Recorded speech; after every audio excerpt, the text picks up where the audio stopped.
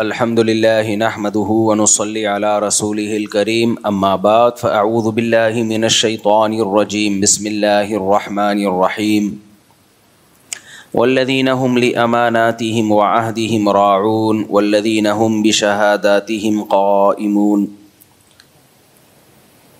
والذین هم علی صلاتهم یحافظون اولئک فی جنات مکرمون۔ سورہ معارج کی ان آیات پر درس چل رہا تھا۔ اللہ تعالیٰ نے ایمان والوں کی صفات بیان کی ہیں، کیا کیا کوالٹیز ایمان والوں کے اندر ہونی چاہیے۔ اگر وہ کوالٹیز ان کے اندر نہیں ہیں تو اس کا مطلب وہ ایمان والے نہیں ہیں۔ جب بھی میں یہ آیتیں پڑھتا ہوں مجھے ایک چیز کا بہت زیادہ خیال آتا ہے کہ مذہبی لوگوں کی ایک الگ سے عجیب سی پہچان بن چکی ہے، اور چند رسومات ہیں جن کو نام دیا گیا ہے کہ یہ مذہب ہے۔ چند رسومات کو دیکھو، غیر مسلموں کی کوئی رسومات نہیں ہوتی۔ جو غیر مسلم سے میری مراد جو ایتھیسٹ ٹائپ کے ہوتے ہیں اور جو ملحد ہوتے ہیں یا لبرل ٹائپ کے ہوتے ہیں، ان کے کسی مہینے کے ساتھ کوئی رسم نہیں ہے ان کی۔ ان کا دعویٰ یہ ہے کہ ہم انسانیت پہ بلیو رکھتے ہیں، انسانیت، ہیومینٹی، کہ انسان کے لیے اچھا ہو۔ اسلام نے بھی اسی کو فوکس کیا الحمد سے لے کے والناس تک، لیکن اسلام نے اس کو بہت مضبوط انداز میں بیان کیا ہے۔ ہوائی نعرے نہیں لگائے ہیں اسلام نے، ہوائی باتیں نہیں کی ہیں کہ بس انسانیت انسانیت، بلکہ اسلام نے بتایا کہ اسلام نام ہے ریلیشن کا، اللہ سے تمہارا ریلیشن مضبوط ہو کیونکہ اس نے تمہیں بنایا ہے، اس کے تم پر احسانات ہیں۔ پھر انسانوں کے ساتھ تمہارا ریلیشن مضبوط ہو۔ اس ٹاپک پہ تو میں کئی بار بات کر چکا ہوں، مختصر کر کے آگے چلتا ہوں کہ تمہارا انسانوں سے ریلیشن مضبوط ہو، اور پھر انسانوں میں سب سے پہلے آپ کے والدین ہیں، آپ کے بیوی بچے ہیں، آپ کے بہن بھائی ہیں، پڑوسیوں کے حقوق دیگر لوگوں سے زیادہ ہیں، جو آپ کا ہم سفر ہے اس کے حقوق دوسروں سے زیادہ ہیں۔ پھر حقوق میں یہ بھی ہے کہ آپ کی وراثت، آپ کے جو بلڈ ریلیشن ہے ان کو ملے گی، خونی رشتوں کو ملے گی وراثت۔ پھر نان نفقہ کس کا کس کے اوپر ہے۔ جو سیکولر لوگ ہیں وہ سارا بس گورنمنٹ پہ ڈالتے ہیں، ایسا نہیں ہے اسلام میں۔ آپ کا بھائی معذور ہے تو گورنمنٹ کے ذمہ نہیں ہے اس کو پالنا، آپ کے ذمہ ہے اس کو پالنا۔ وعلی الوارث مثل ذلک، قرآن نے صاف آرڈرز دیے ہیں، احکام دیے ہیں، تو یہ بھی تو انسانیت ہی ہے نا۔ لیکن آپ حیران ہوں گے، مذہبی طبقے کا جو میجورٹی اس وقت ہے، اس طبقے میں آپ کو چند رسومات نظر آئیں گی۔ مثال کے طور پر محرم میں کالے کپڑے، ربیع الاول میں بتیاں لگانا، حلوے مانڈے اور کچھ اپنے پروگرام کرنا۔ پھر 40واں آتا ہے محرم کے بعد، سفر میں جو 40واں آتا ہے اس پہ چھٹی، وہ چند اپنی رسومات ہیں، اس میں کچھ پروگرامز ہوتے ہیں۔ یعنی مختلف قسم کے پروگرامز کا نام اسلام بن چکا ہے، کچھ مذہبی رسومات کا نام۔ حالانکہ آپ الحمد سے لے کے والناس تک قرآن اٹھاؤ، خدا کی قسم لا الہ الا اللہ، انسانیت کے علاوہ کچھ ملتا ہی نہیں ہے آپ کو اس میں۔ وہ انسانیت آج مارکیٹ میں شارٹ ہو رہی ہے، وہ ختم ہو رہی ہے انسانیت۔ وجہ پتہ ہے کیا ہے؟ انسان بننے کے لیے نا، انسان بننے کے لیے اپنی خواہشات کو قربان کرنا پڑتا ہے، اور خواہشات مذہبی رسومات کو ادائیگی پہ مجبور کرتی ہیں آپ کو۔ وہ رسومات جو مذہب نے نہیں بتائیں، جو ہماری پیدا کردہ ہیں، وہ مزہ آتا ہے انسان کو۔ انسان کو انٹرٹینمنٹ چاہیے، تفریح چاہیے۔ اگر اسے آپ فلموں ڈراموں سے، گانوں بجانوں سے روک دو گے تو مذہب ہی میں انٹرٹینمنٹ تلاش کرے گا، پھر وہ مذہب ہی میں تفریح تلاش کرتا ہے۔ اب مذہب میں تفریح تلاش کرنے کے لیے اس کو مذہب کا لیبل لگانا پڑتا ہے۔ بھائی آپ کوئی کنسرٹ کر رہے ہو، کوئی میوزیکل شو کر رہے ہو، ہے تو یہ بھی تفریح، لیکن آپ اس میں مذہب کا لیبل لگا سکتے ہو؟ بولو، نہیں لگا سکتے۔ آپ ویسے ہی حلیم پکا کے کھا رہے ہو، مذہب کا لیبل لگا سکتے ہو؟ نہیں لگا سکتے. تو مذہبی لوگ بیچارے کہاں جائیں گے؟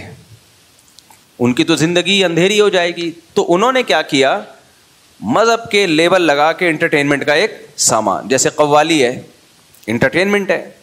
کاکڑ دنہ ہوتا ہے نا قوالی میں, میں بیان میں کہتا ہوں نا کاکڑ دنہ ہونا چاہیے. اس پہ کیا مطلب کاکڑ دنہ کا؟ قوالی جب چلتی ہے سلولی شروع میں مزہ نہیں آتا, بورنگ ہوتے ہوتے پھر وہ جوش میں آتا ہے, پھر کاکڑ دنہ ہو جاتا ہے, ڈنگ ٹڑک ڈنگ کر کے شروع ہو جاتا ہے حساب کتاب, پھر مزہ آنا شروع ہوتا ہے, پھر لوگ جھومتے ہیں ناچتے ہیں, ہے وہ بھی انٹرٹینمنٹ. لیکن اس انٹرٹینمنٹ میں کیا ہے؟ کوئی اہل بیت کی تعریف ہوگی, یا خدا کی حمد و ثنا ہوگی, یا پیغمبر کی صلی اللہ علیہ وسلم کی تعریف ہوگی. تو اب ہے انٹرٹینمنٹ, لیکن اس میں مذہب کا تڑکا لگانے کے لیے وہی میوزیکل پروگرام ہے, وہی میوزیکل شو ہے, وہی ہلنا جلنا ہے, تھرکنا ہے, جو انسان چاہتا ہے کہ تھوڑا سا کچھ مستی ہونی چاہیے. لیکن مذہب کا تڑکا لگانے کے لیے اس پہ اہل بیت کی تعریف ڈال دی, نبی کی تعریف ڈال دی, یا اللہ کی حمد و ثنا ڈال دی, تاکہ اس کو مذہب کا لیبل بھی لگ جائے اور مزہ بالی ووڈ والا آ جائے. مزہ کون سا ہے؟ وہی جو گانے بجانے اور تھرکنے میں آتا ہے. آج مذہب اسی چیز کا نام رہ گیا ہے. آپ تبلیغی جماعت کے بزرگوں کو جا کے دیکھو, کوئی زندگی میں نا اس طرح کی انٹرٹینمنٹ نہیں ہے. آپ کو ایسا لگے گا دنیا میں سب سے زیادہ خوش کے لوگ ہیں, یہ خوش کے لوگ ہیں, لیکن راتیں زندہ ہیں تہجد سے, اشراق, اوابین, دعائیں, تلاوت, نماز, روزے. صحابہ کی سیرت دیکھ لو, آپ صحابہ کی آپ سیرت دیکھ لیں تو اس سیرت میں یہ ہمیں انٹرٹینمنٹ نظر نہیں آئے کہ جناب پروفیسر غامدی صاحب نے صحابہ کے دور میں کسی گلوکارہ کو ثابت کرنے کی کوشش کی ہے کہ مغنیاں تھیں, وہ ناچ گانے کرتی تھیں. حالانکہ وہ مغنیاں ترنم سے اشعار پڑھا کرتی تھی, تو اس کو انہوں نے گانے سے تعبیر کر دیا اور صحابہ کے دور کی سنگر بنا کے غامدی صاحب نے پیش کر دیا اس کو. تو غامدی صاحب ہیں بھائی, وہ بڑے لوگ ہیں, کچھ بھی کر سکتے ہیں, کیا خیال ہے؟ کوئی پوچھنے والا ہے نہیں. تو اب کیا ہے کہ جو اسلام کی روح ہے نا وہ بالکل ملیا میٹ ہوتی چلی جا رہی ہے, روح ختم ہوتی چلی جا رہی ہے. آپ محرم میں دیکھ لو کیا ہو رہا ہوتا ہے, لوگ مرثیے لگا کے گھوم رہے ہوتے ہیں. پھر ربیع الاول میں ایسی نعتیں آ رہی ہیں جو میوزک کے ساتھ, اور بالکل ان کا اتار چڑھاؤ ایسا ہے کہ کھڑے کھڑے آدمی کو تھرکنے کا دل کرنا شروع کر دیتا ہے. وہی اپنی ٹھڑک جو بالی ووڈ کی تھی وہ نعت لگا کے, بریلویوں میں بھی بہت سے علماء اس کے خلاف ہیں, میں کسی مسلک کو برا نہیں کہہ رہا, بہت سے بریلوی علماء خود کہتے ہیں کہ یہ غلط ہے, یہ نعتوں کا یہ اسٹائل, لیکن اس کے پیچھے جذبہ کیا ہے؟ انٹرٹینمنٹ. تبھی میں چیخ کے تھک گیا بھائی. انٹرٹینمنٹ اور بہت سارے طریقوں سے ہو سکتی ہے جو جائز ہیں, لیکن اس پہ مذہب کا لیبل مت لگاؤ. مذہب نے انٹرٹینمنٹ سے تھوڑی منع کیا ہے, جائز انٹرٹینمنٹ رکھو نا بھائی. دوڑو, بھاگو, سوئمنگ کرو, گھوڑ سواری کرو, شادی بھی تو ایک انٹرٹینمنٹ ہے, شادی کر لو طریقے سے. اب لوگ کہتے ہیں اس میں بھی جب کریں گے تو ولیمے میں ڈانس, ناچنا اور بھنگڑے اور یہ سب. بھائی اس کی کیا ضرورت ہے آپ کو؟ دلہن مل جائے, اس سے بڑی کیا انٹرٹینمنٹ ہے؟ بس کافی ہے نا, یہ کافی ہے. اب آپ لوگ ایک کرتے ہو, اس میں لاکھوں روپے اڑا دیتے ہو, لاکھوں روپے. ولیمے میں جو ڈول ڈھمکے اور بارات میں جو ڈول ڈھمکے اور پھر یہ جو ٹوپی ڈرامے چل رہے ہیں آج کل, لاکھوں روپے اڑا دیے. ایک دن کی انٹرٹینمنٹ ہے وہ, لاکھوں خرچ ہو گئے, لوگ کھا پی کے چلے گئے, ڈکار مار کے, کوئی پوچھتا بھی نہیں, بھول جاتا ہے کہ کس نے کیا کھلایا تھا ہمیں. اس سے بہتر نہیں ہے سادگی سے چار کر لو یار, کم خرچہ. وہ انٹرٹینمنٹ زیادہ ہے, وہ نیچرل ہے, وہ نیچرل. ساری زندگی کی انٹرٹینمنٹ ہے وہ. بیوی کی محبت, پھر اس سے اولاد کی محبت, پھر بچوں کی خوشیاں, ساری زندگی کی ہے وہ. شیطان کن غلط راستوں پہ انسان کو ڈالتا ہے. اور اگر وہ انٹرٹینمنٹ کرنی ہے تو مذہب کا لیبل تو نہیں لگاؤ بھائی اس کے اوپر, مذہب کا لیبل تو نہیں لگاؤ. مذہب نام ہے انسانیت کا. کیسے پیارے حکام ہے قرآن مجید کے یار, الحمد سے لے کے والناس تک دیکھو تو صحیح, کتنا زبردست قرآن ہے, کتنی زبردست کتاب ہے.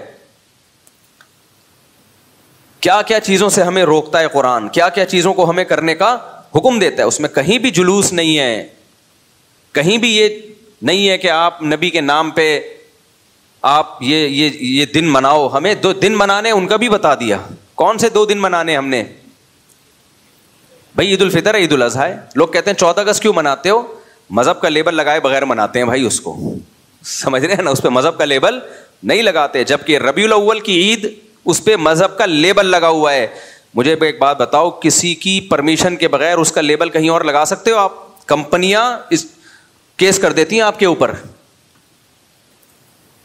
آپ پانی کی بوتل بیچ رہے ہو اور بہت اعلیٰ پانی ہے, نیسلے سے بھی اچھا پانی ہے, لیکن آپ نے اس پہ نیسلے کا اسٹیکر لگا دیا. نیسلے والے بولیں گے بھائی ہمارا اسٹیکر ہٹاؤ. آپ کہیں گے ہمارا پانی کی کوالٹی آپ کے پانی سے بھی بہترین ہے. نیسلے والے بولیں گے بھائی آپ زمزم بھی بیچ رہے ہو, ہمارا اسٹیکر لگانے کی اجازت نہیں ہے. تو آپ کچھ بھی کریں, مذہب کا لیبل نہ لگائیں اس کے اوپر, مذہب کا لیبل نہ لگائیں. مذہب الحم سے لے کے والناس تک اللہ نے قرآن میں بیان کیا اور بتا دیا کیا کام کرنا ہے, کیا کام نہیں کرنا ہے. جو کرنے کے کام ہے وہ بھی بتا دیا, جو نہیں کرنے کے کام ہے وہ بہت آسان ہے. اور جائز انٹرٹینمنٹ بھی بتا دی ہے, جو حلال تفریح ہے وہ بھی بتا دی اللہ تعالیٰ نے. تو اس پہ اکتفا کیوں نہیں کرتے بھائی؟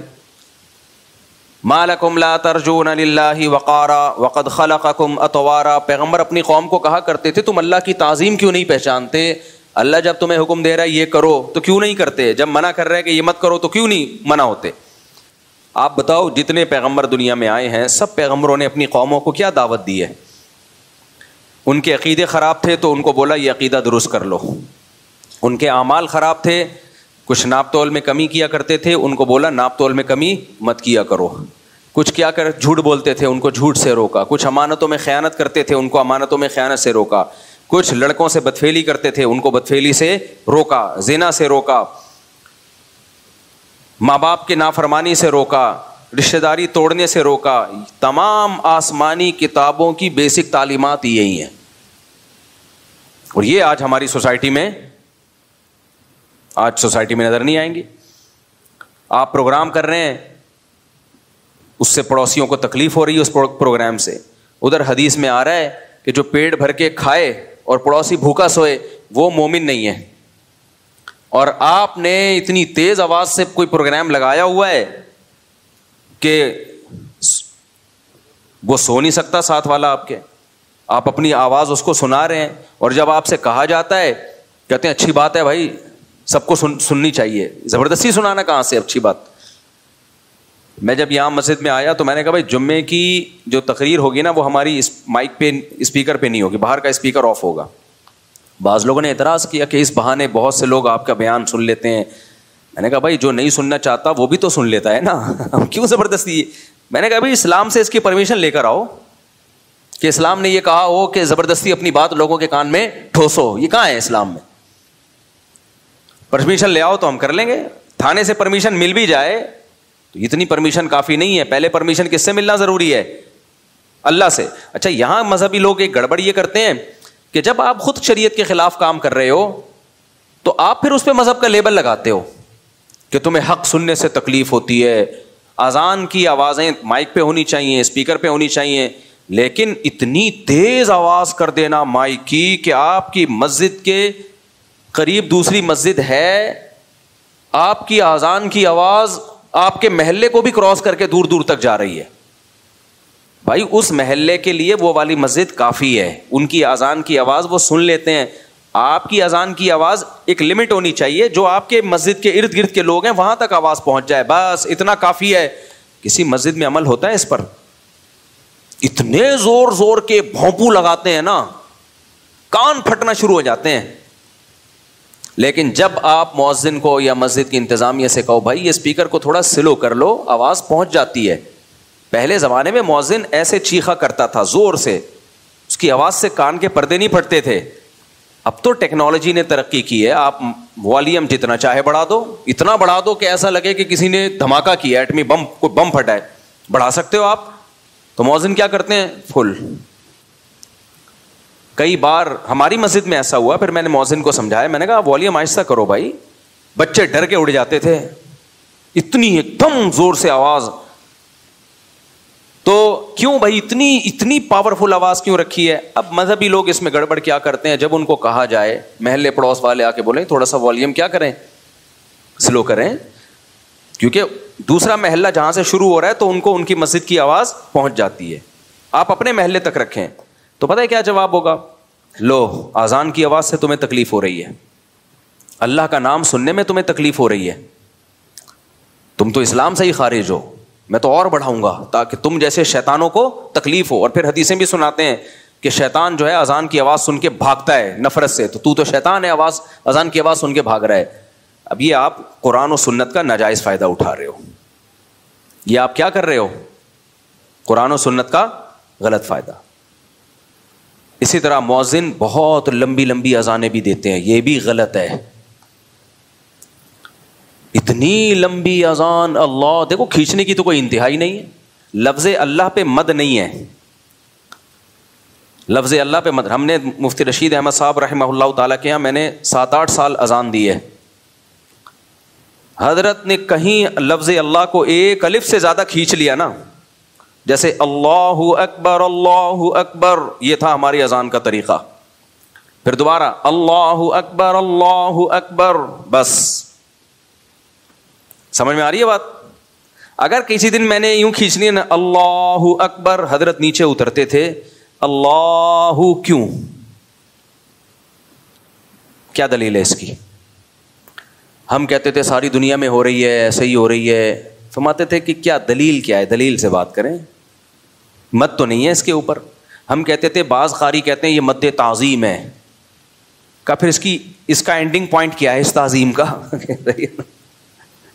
کھینچتا ہی رہے سارا دن, سانس کے تجربے کرتے رہے یہاں بیٹھ کے. تو حضرت اس مد تعظیم کے قائل نہیں تھے. فرماتے مد وہی ہے جو قرآن سے ثابت ہے نا, جو حروف مدہ کے بعد اگر حمزہ آ رہا ہے یا وقف آ رہا ہے تو وہاں مد کرنا جائز ہے, یہ تجوید کا قانون ہے. تو ذرا سی کھینچتے تھے نا, حضرت آ کے پوچھتے تھے کہ یہ کہاں سے نکالا, تمیز سے اذان دو بھائی. اللہ اکبر. اذان میں اقامت میں فرق ہے, اذان ٹھہر ٹھہر کے ہوگی, اقامت جلدی جلدی ہوگی, بس یہ فرق ہے. تجوید کے لحاظ سے کوئی فرق نہیں ہے. پھر اشہد اللہ, لا پہ مد ہے کیونکہ آگے حمزہ آ رہا ہے, لا کو کھینچ سکتے ہیں آپ. اشہد میں ہا کو نہیں کھینچ سکتے. اشہد اللہ الہ الا اللہ, بس. الا اللہ پہ بھی مد ہے, تو مد کو 3 سے لے کے 5 الف تک کھینچ سکتے ہیں آپ. اور لا الہ میں بھی لا کو بھی. لیکن مؤذن کیا کرتا ہے, اشہد, ایک تو ہا کو کھینچے گا وہ. پھر ال کو کس قانون کے تحت آپ نے اتنا لمبا کھینچا ہے, یہ کیا ہے بھائی؟ لا الہ میں لا کو ایسا کھینچے گا کہ اپنی وہ پھیپھڑوں کی طاقت بیان کر رہا ہوتا ہے کہ میرے جو لنگس ہیں وہ ابھی جوان ہیں, وہ بوڑھے نہیں ہوئے. پھر الہ میں الہ پہ مد نہیں ہے, لیکن وہ الہ, اور لوگ بھی کہتے ہیں کیا سر لگائی ہے یار اس نے, الہ کھینچے جا رہا ہے. کوئی پوچھنے والا نہیں ہے کہ اس کا اذان کتنے ڈیوریشن کتنا ہونا چاہیے بھائی اس کا. کہتے ہیں جتنی میری لنگس میں طاقت ہے اتنا ڈیوریشن ہونا چاہیے. یہ نہیں ہے. اذان بھی عربی کے قواعد کے مطابق ہوگی,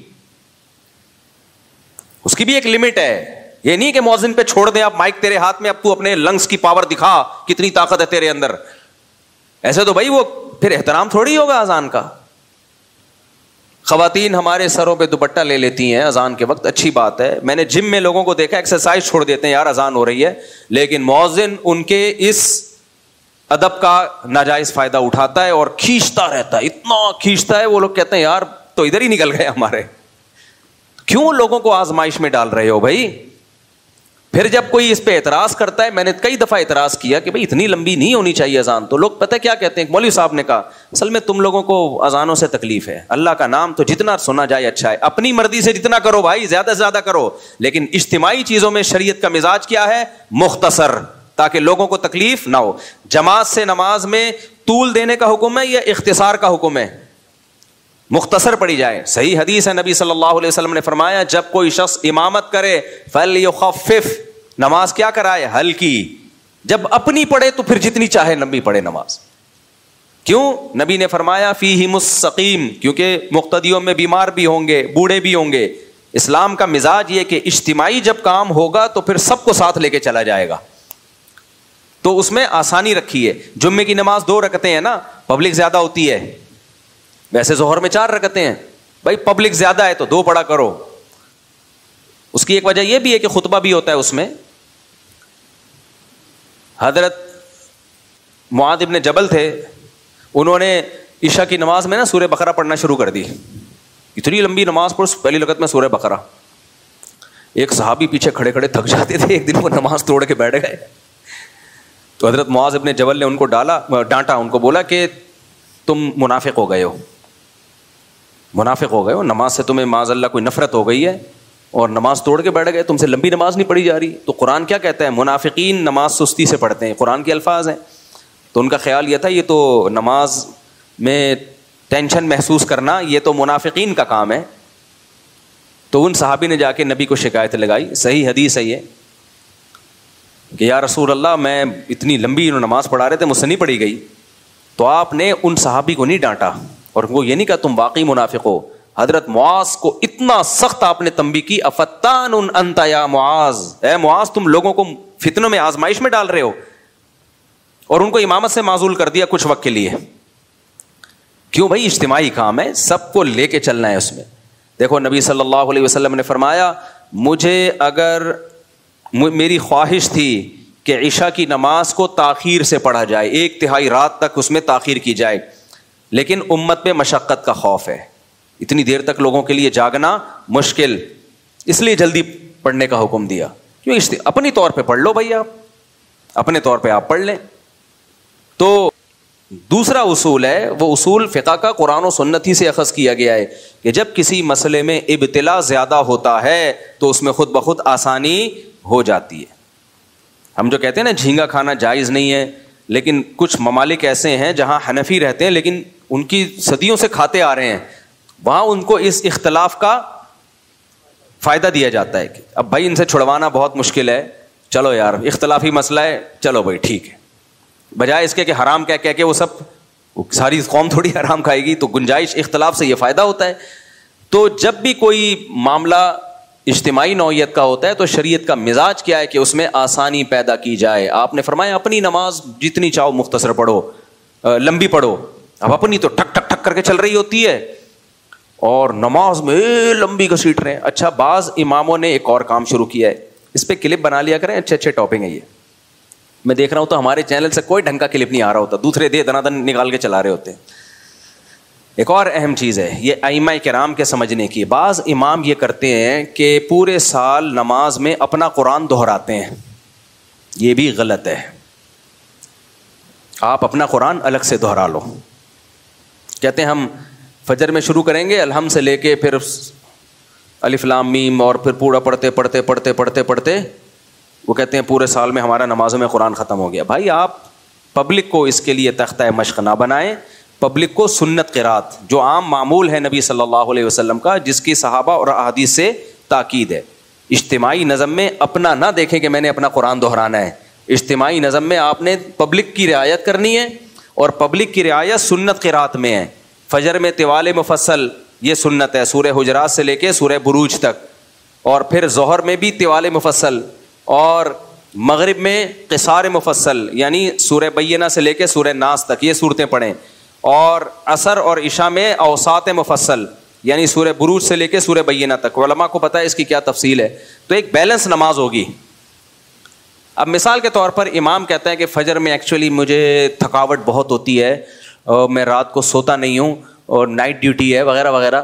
کوئی کہیں پڑھانے جاتے ہیں مدرسے میں, کوئی نائٹ ڈیوٹی, کوئی چوکیداری ہو سکتی ہے, بعض دفعہ ہوتا ہے امام ہوتا ہے چوکیدار بھی ہوتا ہے, تو نائٹ ڈیوٹی ہے, کوئی بھی وجہ ہو, یا مجھے نیند نہیں آتی رات کو, تو فجر میں پڑھاؤں گا انا اعطیناک الکوثر, اور دوسری رکعت میں قل ھو اللہ احد, یہ پڑھایا کروں گا میں.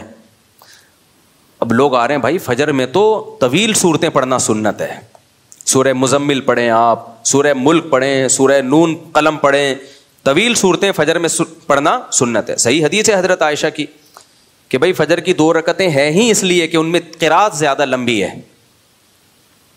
قرات اس میں کیا ہے, لمبی قرات کا حکم ہے. اور وہ کہتا ہے چلو وہ مغرب میں لمبی پڑھ لوں گا, مغرب میں سورہ ملک پڑھوں گا پہلی رکعت میں, دوسری رکعت میں سورہ دہر پڑھوں گا, تو صحیح ہوگا یہ. اب اس سے کہا جائے یار تم یہ تو غلط ہے, تو سنت کے خلاف ہے. کہہ رہے بھائی میں مجبور ہوں, فجر میں تھکا ہوا ہوتا ہوں, مغرب میں فٹ فاٹ ہوتا ہوں. بھائی یہ آپ کا ہیڈ ایک ہے, آپ امام مت چھوڑ دیں. پھر اجتماعی نظم میں سب کو لے کے چلنا پڑے گا, پبلک کی رعایت کرنی پڑے گی آپ کو. آپ تھکے ہوئے ہیں یا نہیں, کبھی کبھار ہو گیا تو چلو ٹھیک ہے, نارملی یہ ٹھیک نہیں ہے. نارملی بھائی آپ فجر میں طوال مفصل لمبی قرات کریں گے, آپ مغرب میں آپ کیا کریں گے, مختصر قرات کریں گے, ظہر میں بھی لمبی قرات کریں گے آپ, کبھی کبھار ہوتا ہے تو چلو ٹھیک ہے. تو اجتماعی چیزوں میں پبلک کے حساب سے آپ کو چلنے کا حکم ہے, اپنے حساب سے چلنے کا حکم نہیں ہے. تو اس لیے جو ائمہ کرام نے ایک نیا کام شروع کیا ہے, وہ کیا کرتے ہیں کہ جی اپنا قرآن مکمل کر رہے ہیں, اس سے لوگ سنت قرات سے بھی محروم ہو رہے ہیں. اس سے جو نماز مختصر ہونی چاہیے وہ بعض دفعہ لمبی ہو رہی ہوتی ہے, جو لمبی ہونی چاہیے وہ مختصر ہو رہی ہوتی ہے. امام صاحب بعض دفعہ اٹک بھی رہے ہوتے ہیں, پیچھے سے لوگ لقمے دے رہے ہوتے ہیں, بھائی کیا کر رہے ہو یار تم. اب دیکھو مسجد میں جب تراویح کی نماز ہو رہی ہو, مسجد میں تراویح کی نماز, تو تراویح کی نماز میں کیا ہے, پورا مہینہ میں قرآن ختم کیا جائے تاکہ بیلنس رکعتیں ہوں, تمام قسم کی پبلک پڑھ سکے. اب کسی قاری کو کہہ رہے نہیں میں 6 روزہ تراویح پڑھوں گا تاکہ میرا قرآن ختم ہو جائے, اور مجھے بہت سارے مصروفیتیں کام ہیں تو میں 10 روزہ پڑھوں گا. 6 روزہ پڑھ لیں آپ, گھر میں پڑھ لیں آپ, ٹھیک ہے نا, آپ تمبو لگا کے الگ سے پڑھ لیں, شادی ہال میں پڑھ لیں.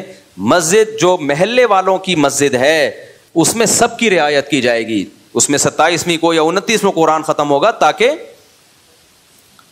سب لوگوں کا. اب اس میں بھی بعض امام یہ کر رہے ہوتے ہیں کہ جی ہماری مسجد میں 6 روزہ ہوگی, 10 روزہ ہوگی. بھائی آپ اپنے گھر میں کرو, کیونکہ باقی لوگوں نے جو تراویح پڑھنی ہے وہ پھر قرآن سے محروم ہو جائیں گے. ہر آدمی کے تپڑ نہیں ہے وہ 10 روزہ تراویح پڑھے یا 6 روزہ تراویح پڑھے, اس کی ٹانگیں جواب دے جاتی ہیں, وہ پھر قرآن سے محروم ہو جاتا ہے.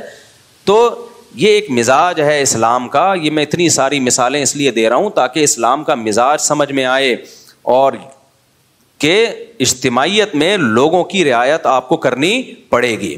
تو اسی میں اذانوں کا بھی ہے بھائی, یہ جو مؤذنین بہت زیادہ اذانیں کھینچتے ہیں. تو میں اذان کا بتا رہا تھا, اشہد اللہ الہ, الہ میں الہ نہیں ہے, الہ الا اللہ, آگے لفظ اللہ کو کھینچ سکتے ہیں کیونکہ وقف آ رہا ہے آگے. اشہد ان محمد رسول اللہ میں کیا غلطی ہوتی ہے, اشہد میں ہا کو پہلے کھینچیں گے, پھر ان, اس کی بھی کوئی اینڈنگ پوائنٹ نہیں ہے, انا ہے بھائی, بس اتنا کافی ہے, اتنا ہی ہے اسلام میں. انا نہیں ہے, پھر ان بھی گھمائے گا, بہت اونچا نیچا کرے گا اس کو, بس انا بس.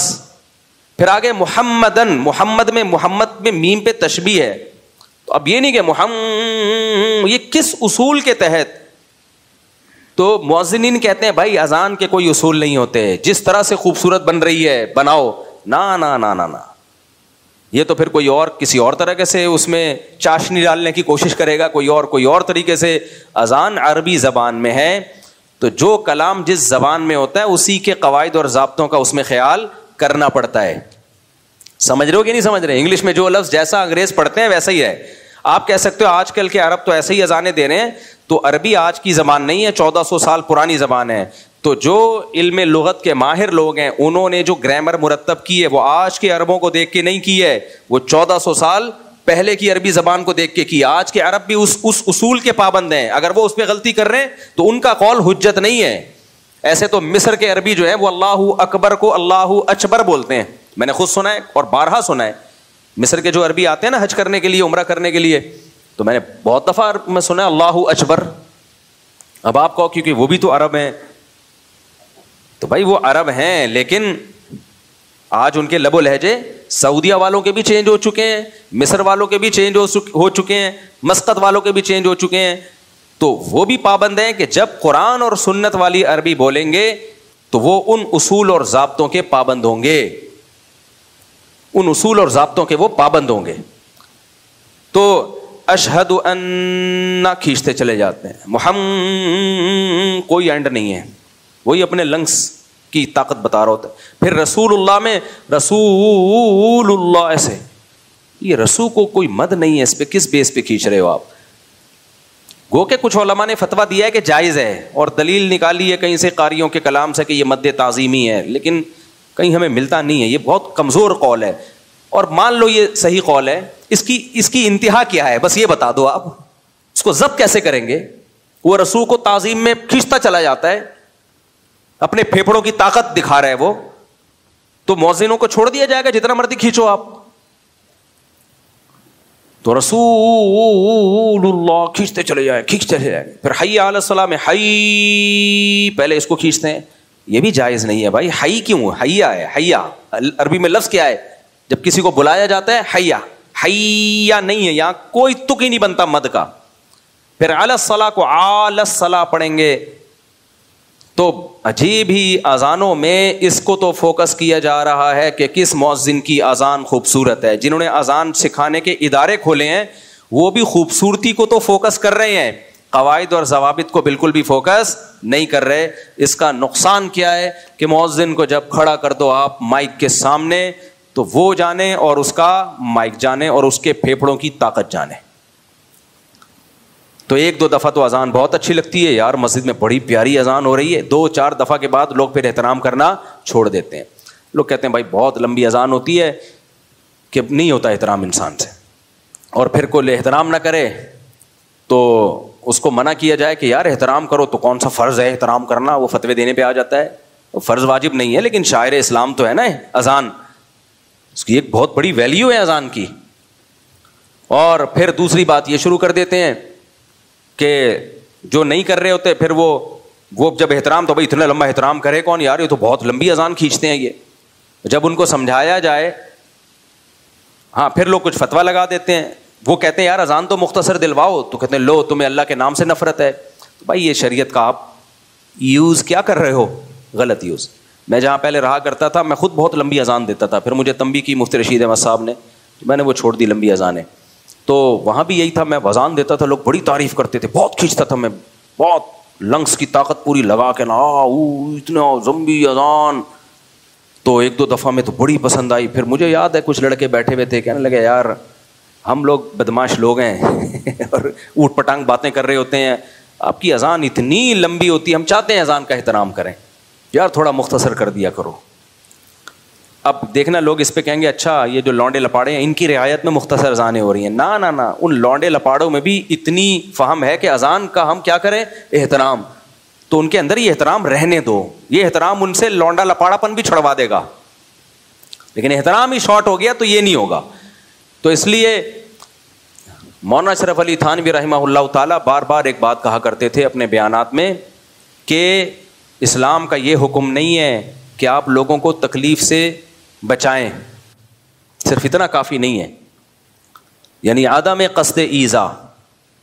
لوگ کہتے ہیں کہ ہم تو تکلیف نہیں دیتے, ہمارا تو کوئی ارادہ نہیں ہے, ہم نے جو کام کیا اس سے ہماری نیت لوگوں کو تکلیف دینے کی نہیں تھی. فرمایا نا نا نا, جیسے مؤذن جب اتنی لمبی اذان کھینچ کے دے گا تو لوگ کہیں گے نا کہ یار اس سے تو تکلیف ہو رہی ہے لوگوں کو, تو وہ کہے گا بھائی میں نے تکلیف کے لیے یہ کام نہیں کیا.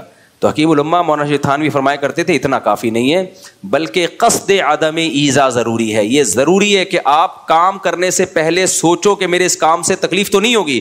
تو پہلے کام کرنے سے پہلے باقاعدہ نیت کرو کہ میں نیت کرتا ہوں اس بات کی کہ میرے عمل سے کسی کو تکلیف نہیں ہوگی. یعنی تکلیف دینے کا ارادہ تو نہیں ہے, بلا ارادہ تو تکلیف دے رہے ہو نا, تو تکلیف نہ دینے کا ارادہ کرو. تکلیف دینے کا ارادہ نہیں ہے یہ کافی نہیں ہے, تکلیف نہ دینے کا ارادہ ہونا چاہیے. نہیں آئی میرا خیال ہے بات. دیکھو ایک مثال دیتا ہوں میں اس. ہم جا رہے تھے کچھ دن پہلے, کہاں جا رہے تھے ابھی, ہاں یہ بھی میں سوات مردان بونیر وغیرہ کیا نا, تو ہم وہاں گاڑی پہ جا رہے ہیں, چلاتے ہوئے جا رہا ہوں میں. روڈ پہ ایک صاحب نے کیا کیا ہے, بائک پہ ایک بندہ پیچھے بیٹھا ہوا ہے, اور یہ سریا نہیں ہوتا, سریا اتنا لمبا سریا لے کے, اس کے پیچھے دوسرا بندہ بیٹھا ہوا ہے سریا لے کے, وہ سریا نیچے گھس رہا ہے. محترم سوزوکی نہیں کروا رہے, بائک پہ مکان اور دکان کی جو کنسٹرکشن, یہ چھتوں کی کنسٹرکشن کے لیے لمبے لمبے سریے نہیں آتے, وہ سریا پیچھے لے کے بیٹھا ہوا ہے اور آگے وہ بندہ بائک چلا رہا ہے, اور یہ خرچہ بچا کے اپنا سریا پیچھے پکڑا ہوا ہے. اب وہ سریا کبھی یوں جا رہا ہے کبھی یوں جا رہا ہے, پیچھے مڑ مڑ کے دیکھ تو رہا ہے.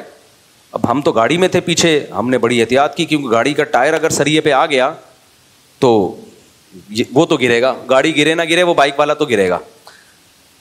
سامنے سے ایک اور بائک والا آ رہا ہے, یہ بنیر کا واقعہ ہے, سامنے سے ایک اور بائک والا آ رہا ہے. کیا ہوا کہ اس آدمی کا جو پچھلا وہ جو جب بائک اس نے موڑی ہے تو سریا ادھر کو چلا گیا. اب جب ادھر گیا تو اس کا پہیا آیا سریے پہ, اور وہ سلپ ہوتے ہوتے خطرناک طریقے سے بچا ہے. وہ بچ کے نا, وہ بھی پٹھان غصے میں اترا, پیچھے مڑ کے ابھی دیکھ رہا ہے وہ نکل چکے تھے, انجوائے کرتے ہوئے جا رہے ہیں, اور سریا یوں یوں سلپ ہو رہا ہے, ان کی بلا سے پیچھے کوئی مرے کوئی جیے. ہم بھی اتنی مصیبت میں کہ یار کہاں سے نکالیں بھائی. اب آپ اس سریے والے کو پوچھ لو جو سریا لے کے جا رہا ہے کہ تم یہ کیوں لے کے جا رہے ہو؟ اس لیے تاکہ لوگ بائکوں پہ گریں. تمہارا یہ ارادہ ہے؟ کیا گاڑیوں کے ٹائر اس کے اوپر آئیں, تمہارا بھی سر پھٹے یا کسی اور کا سر پھٹے؟ تمہارا یہ ارادہ ہے؟ تو وہ کیا کہے گا, نہیں بھائی ہم اس لیے نہیں لے کر آئے کہ ہم لوگوں کو بائکوں سے گرائیں, لوگوں کے سر پھاڑیں, ہم اتنے برے نہیں ہیں, ہم مسلمان ہیں, ہم سب نے کلمہ پڑھا ہے لا الہ الا اللہ, اور یہ دین ہمارے اندر محمد رسول اللہ نبی کے طریقے پر یہ دین کیسے آ جائے, اور ہم سب کیا ہیں, مسلمان. تو میں کیوں ارادہ کر سکتا ہوں؟ تو بھائی پھر یہ بائک پہ کیوں لے کے جا رہے ہو؟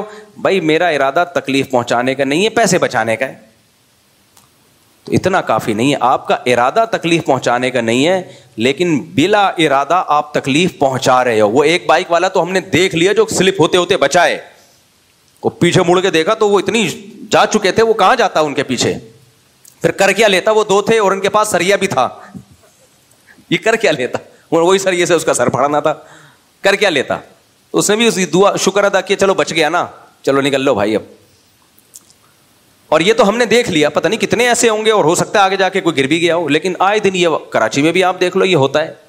تو ایسے موقع پہ اگلا کیا کہتا ہے, آپ جب اس کو پکڑیں گے, بھائی میرا ارادہ کسی بائک والے کو گرانے کا نہیں ہے, تو بھائی شریعت میں یہ نہیں ہے کہ تکلیف دینے کا ارادہ نہیں تھا, کام سے پہلے آپ کو تکلیف نہ پہنچانے کا ارادہ کرنا ہے.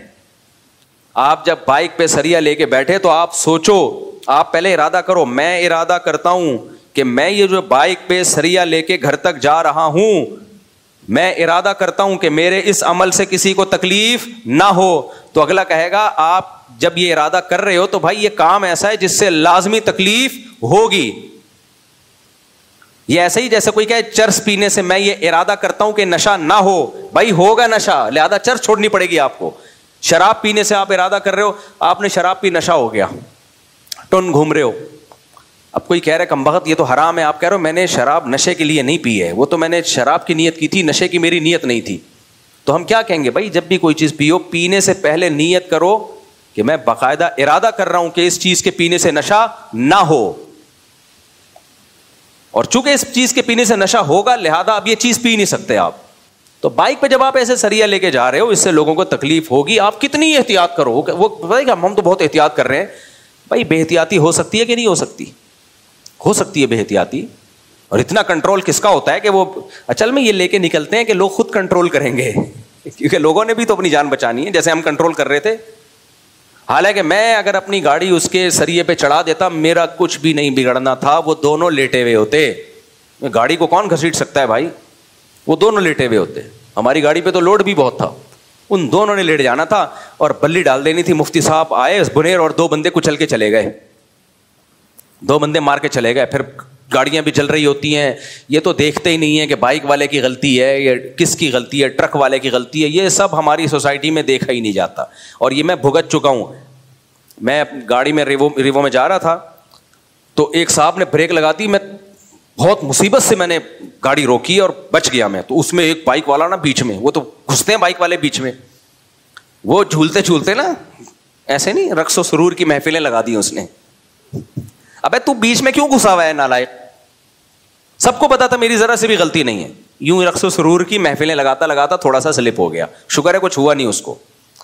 پیچھے ایک انکل بائک پہ نا میرے پیچھے, انہوں نے مجھے پہچانا نہیں, کیا روکو اس کو. تو وہ 4-6 آدمی اور آئے, روکو. جب مجھے دیکھا تو انہوں نے سوری واری تو پھر بھی نہیں کی, بس چلے گئے کہ چلو چھوڑو یار. لیکن مجھے اس وقت احساس ہوا, میں نے کہا دیکھو یہ تو میں مشہور آدمی ہوں, چھوڑ کے چلے گئے. کوئی غیر مشہور ہوتا پٹ جانا تھا بیچارے نے, حالانکہ 0% بھی ہماری غلطی نہیں تھی.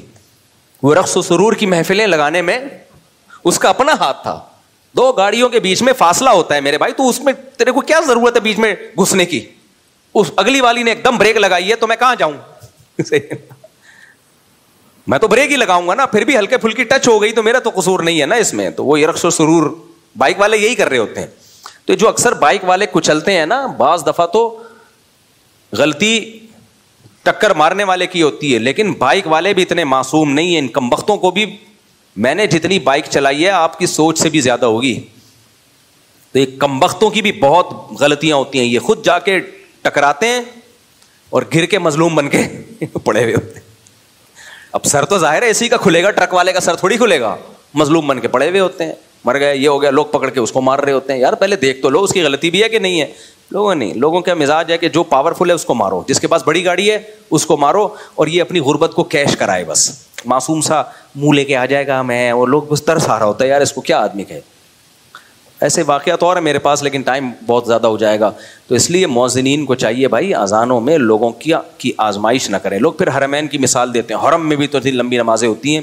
دیکھو دلیل کا جواب دلیل سے دینا چاہیے, ٹھیک ہے نا. حرم میں جو لمبی اذانیں ہوتی ہیں اس پہ بھی بعض عرب علماء کو اشکالات ہیں. بعض عرب علماء کی تحریریں میں نے خود پڑھی ہیں, ان کو وہاں پہ بھی اشکال ہے کہ بھئی اتنی لمبی اذان ثابت نہیں ہے. اور بالفرض حرم میں ہو بھی رہی ہیں تو حرم کی بات ہی کچھ اور ہوتی ہے. حرم میں تو جاتے ہی لوگ اذان سننے کے لیے ہیں, تو آپ اپنی مسجد کو, انڈا موڑ کی مسجد کو حرم پہ قیاس نہ کریں. آپ وہاں تو الگ ماحول ہوتا ہے, تو اس پہ آپ انڈا موڑ اور باقی دنیا کی مسجدوں کو قیاس نہ کریں. تو یہ بھی ہے کہ بھائی اذان میں بھی اعتدال ضروری ہے. مؤذن اپنی آوازوں کی خوبصورتی کے لیے مائک جب اس کے ہاتھ میں آ گیا تو وہ جو کھینچتا ہے. میں نے اکثر دیکھا ہے جب میں کسی بیان میں جاؤں, کوئی پروگرام ہو, کوئی جلسہ ہو, گئے بیان میں قاری صاحب کو بٹھا دیا کہ پہلے تلاوت کلام سے اس محفل کا آغاز ہوگا. قاری صاحب جو بیٹھے ہیں نا, پولیس بھی نہیں اٹھا پا رہی اس کو. میں گھڑی دیکھ رہا ہوں کہ یار میرے بیان کا ٹائم آدھا گھنٹہ ہے اور اس میں صرف 15 منٹ رہ گئے ہیں. بائی ایئر اتنا لمبا سفر کر کے ہم گئے ہیں, اب بول بھی نہیں سکتے. لوگ کہیں گے لو بھائی تلاوت سے نفرت ہے. قاری لوگوں کی واہ واہ دیکھ رہا ہے, پڑھے جا رہا ہے, پڑھے جا رہا ہے. پھر وہ بھی کیسے اچھے پڑھتے ہیں, غلط نہیں پڑھتے, کھینچے جا رہا ہے, کھینچے جا رہا ہے.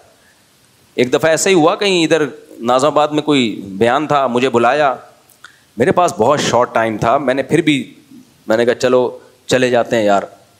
میں چلا گیا, بخاری صاحب کو بٹھایا, وہ ممبر ہی نہیں چھوڑ رہا, وہ پڑھے جا رہا ہے, پڑھے جا رہا ہے. پھر میں نے بیچ میں ٹوک دیا, میں نے کہا بھائی بس اسٹاپ.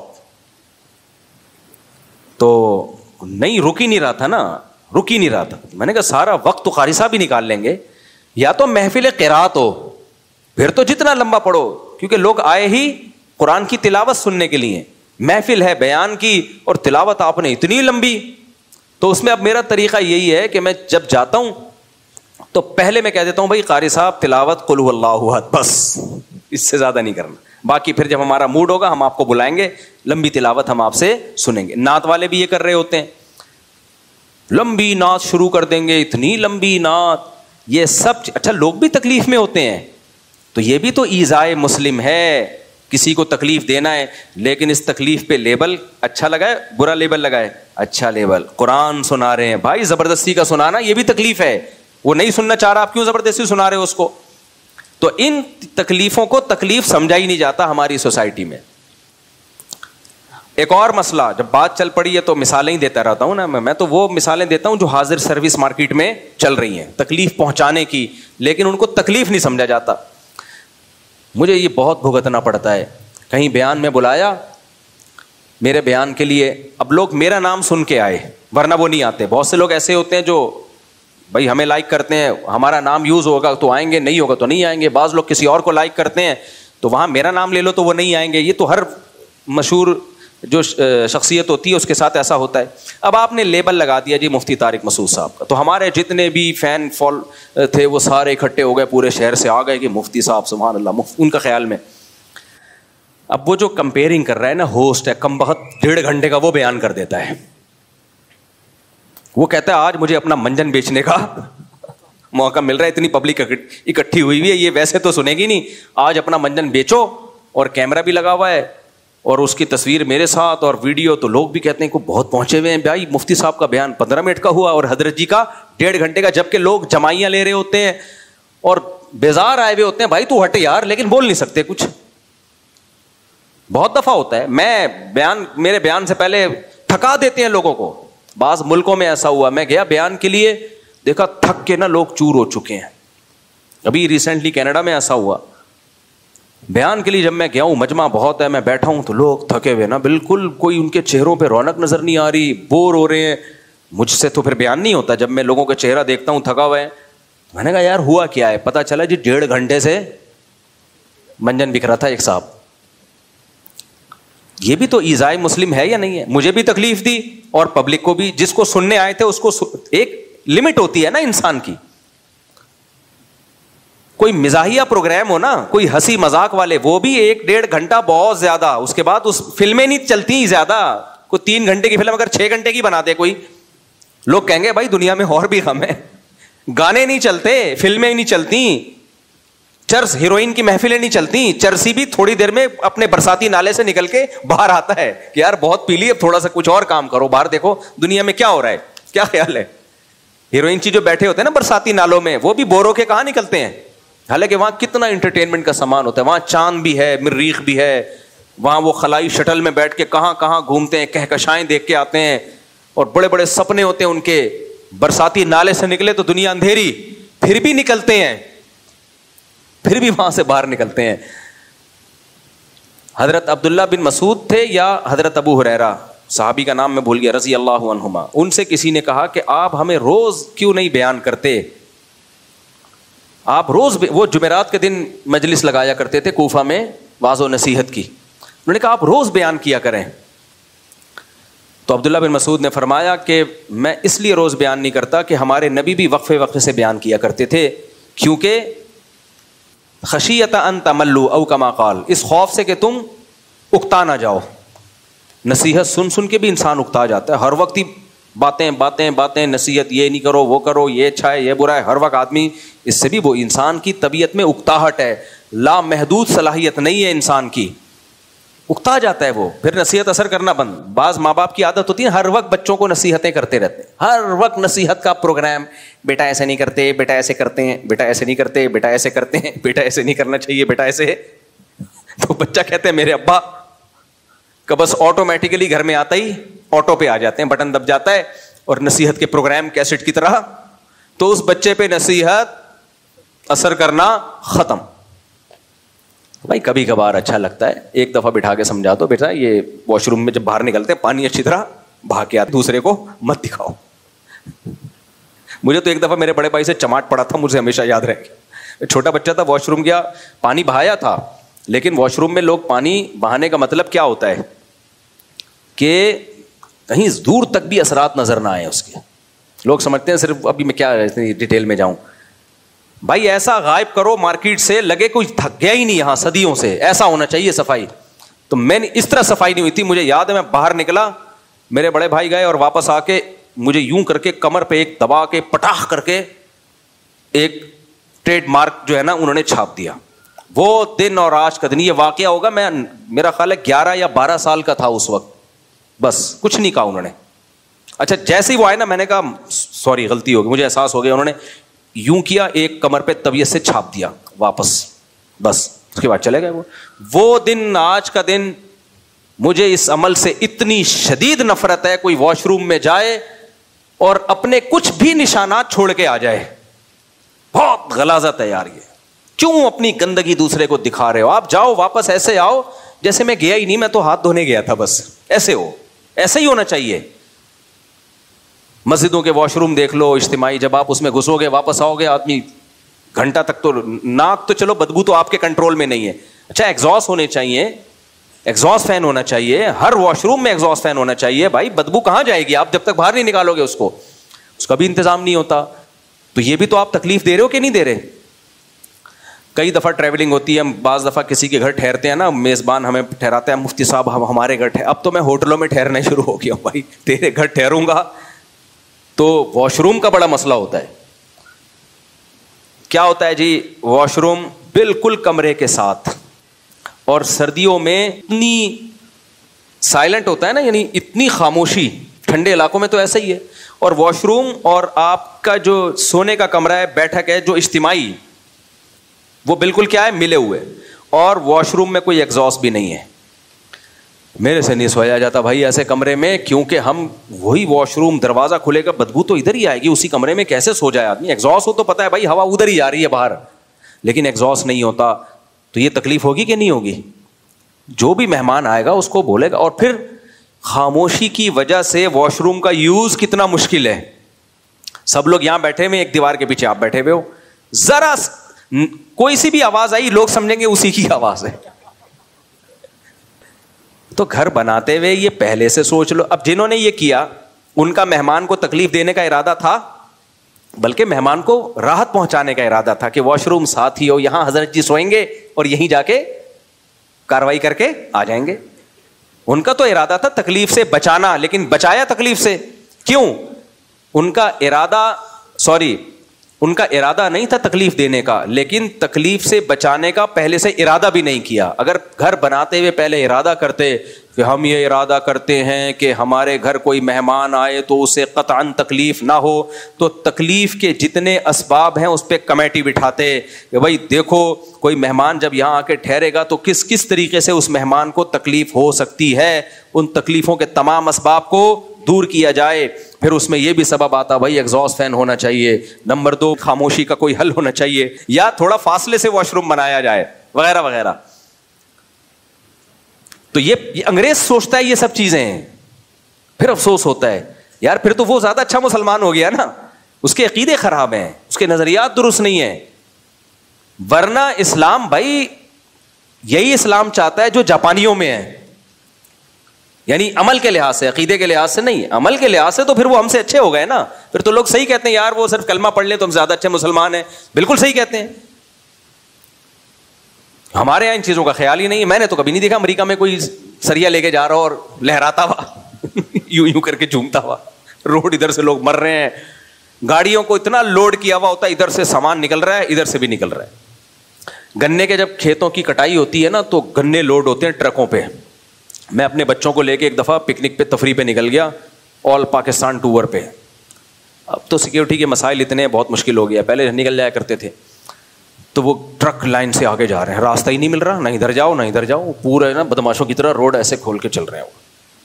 بھائی کیا کر رہے ہو یار, ہم کیا انسان کے بچے نہیں ہیں, ہم کیا پاکستانی نہیں ہیں؟ گھنٹوں تک ہم ان ٹرک کے پیچھے آہستہ آہستہ چلتے رہے ہیں. پھر ایک کھلا ڈلا روڈ آیا, پھر جا کے کہیں سائڈ سے خطروں سے کھیلتے ہوئے کہ کہیں ادھر ادھر گر نہ جائے, ہم نے کہا پھر نکالی ہے گاڑی. تو یہ ساری مثالیں ہیں میرے بھائی کہ آپ نے اتنا کافی نہیں ہے کہ آپ کا ارادہ تکلیف دینے کا نہیں تھا, بلکہ آپ نے تکلیف نہ دینے کا کام شروع کرنے سے پہلے باقاعدہ ارادہ کرنا ہے. گاڑیاں پارک کرنے میں بھی یہی اصول ہے. پارک کر کے چلے جاتے ہیں, بندہ تلاش کرتے رہو, کوئی گاڑی مڑ ہی نہیں پا رہی وہاں سے, گلی کے نکڑ پہ آپ نے گاڑی کھڑی کر دی, موڑتے رہو, پھر اس بندے کو تلاش کرتے رہو, پھر وہ آئے گا, ایک ہلکا سا سوری کرے گا اور گاڑی ہٹا دے گا. تو وہ کیا کہے گا, بھائی میرا ارادہ نہیں تھا, غلطی سے ہو گیا. تو یہ کافی نہیں ہے. اسلامی حکومت ہوتی اس پہ سزا ملتی کہ آپ کا ارادہ نہیں تھا لیکن آپ کے عمل سے تکلیف ہوئی ہے, اور یہ تکلیف یقینی ہے, جو بھی یہ کرے گا اس سے تکلیف کا خطرہ ہوگا. اس مدرسے کے باہر تو آئے دن لوگ گاڑیاں پارک کر رہے ہوتے ہیں. ہمارا یہ مدرسہ ہے نا, اس کے سامنے گیٹ, اتنی مصیبت ہوتی ہے, اتنی مصیبت. گاڑی لے کے نکلو, آگے گاڑی کھڑی ہوئی ہے, بالکل گیٹ کے سامنے نہیں, تھوڑا کنارے پر ہوتی ہے. وہ سمجھتے ہیں بس نکل تو سکتے ہیں نا. بھائی نکل کے مڑیں کدھر کو مڑیں؟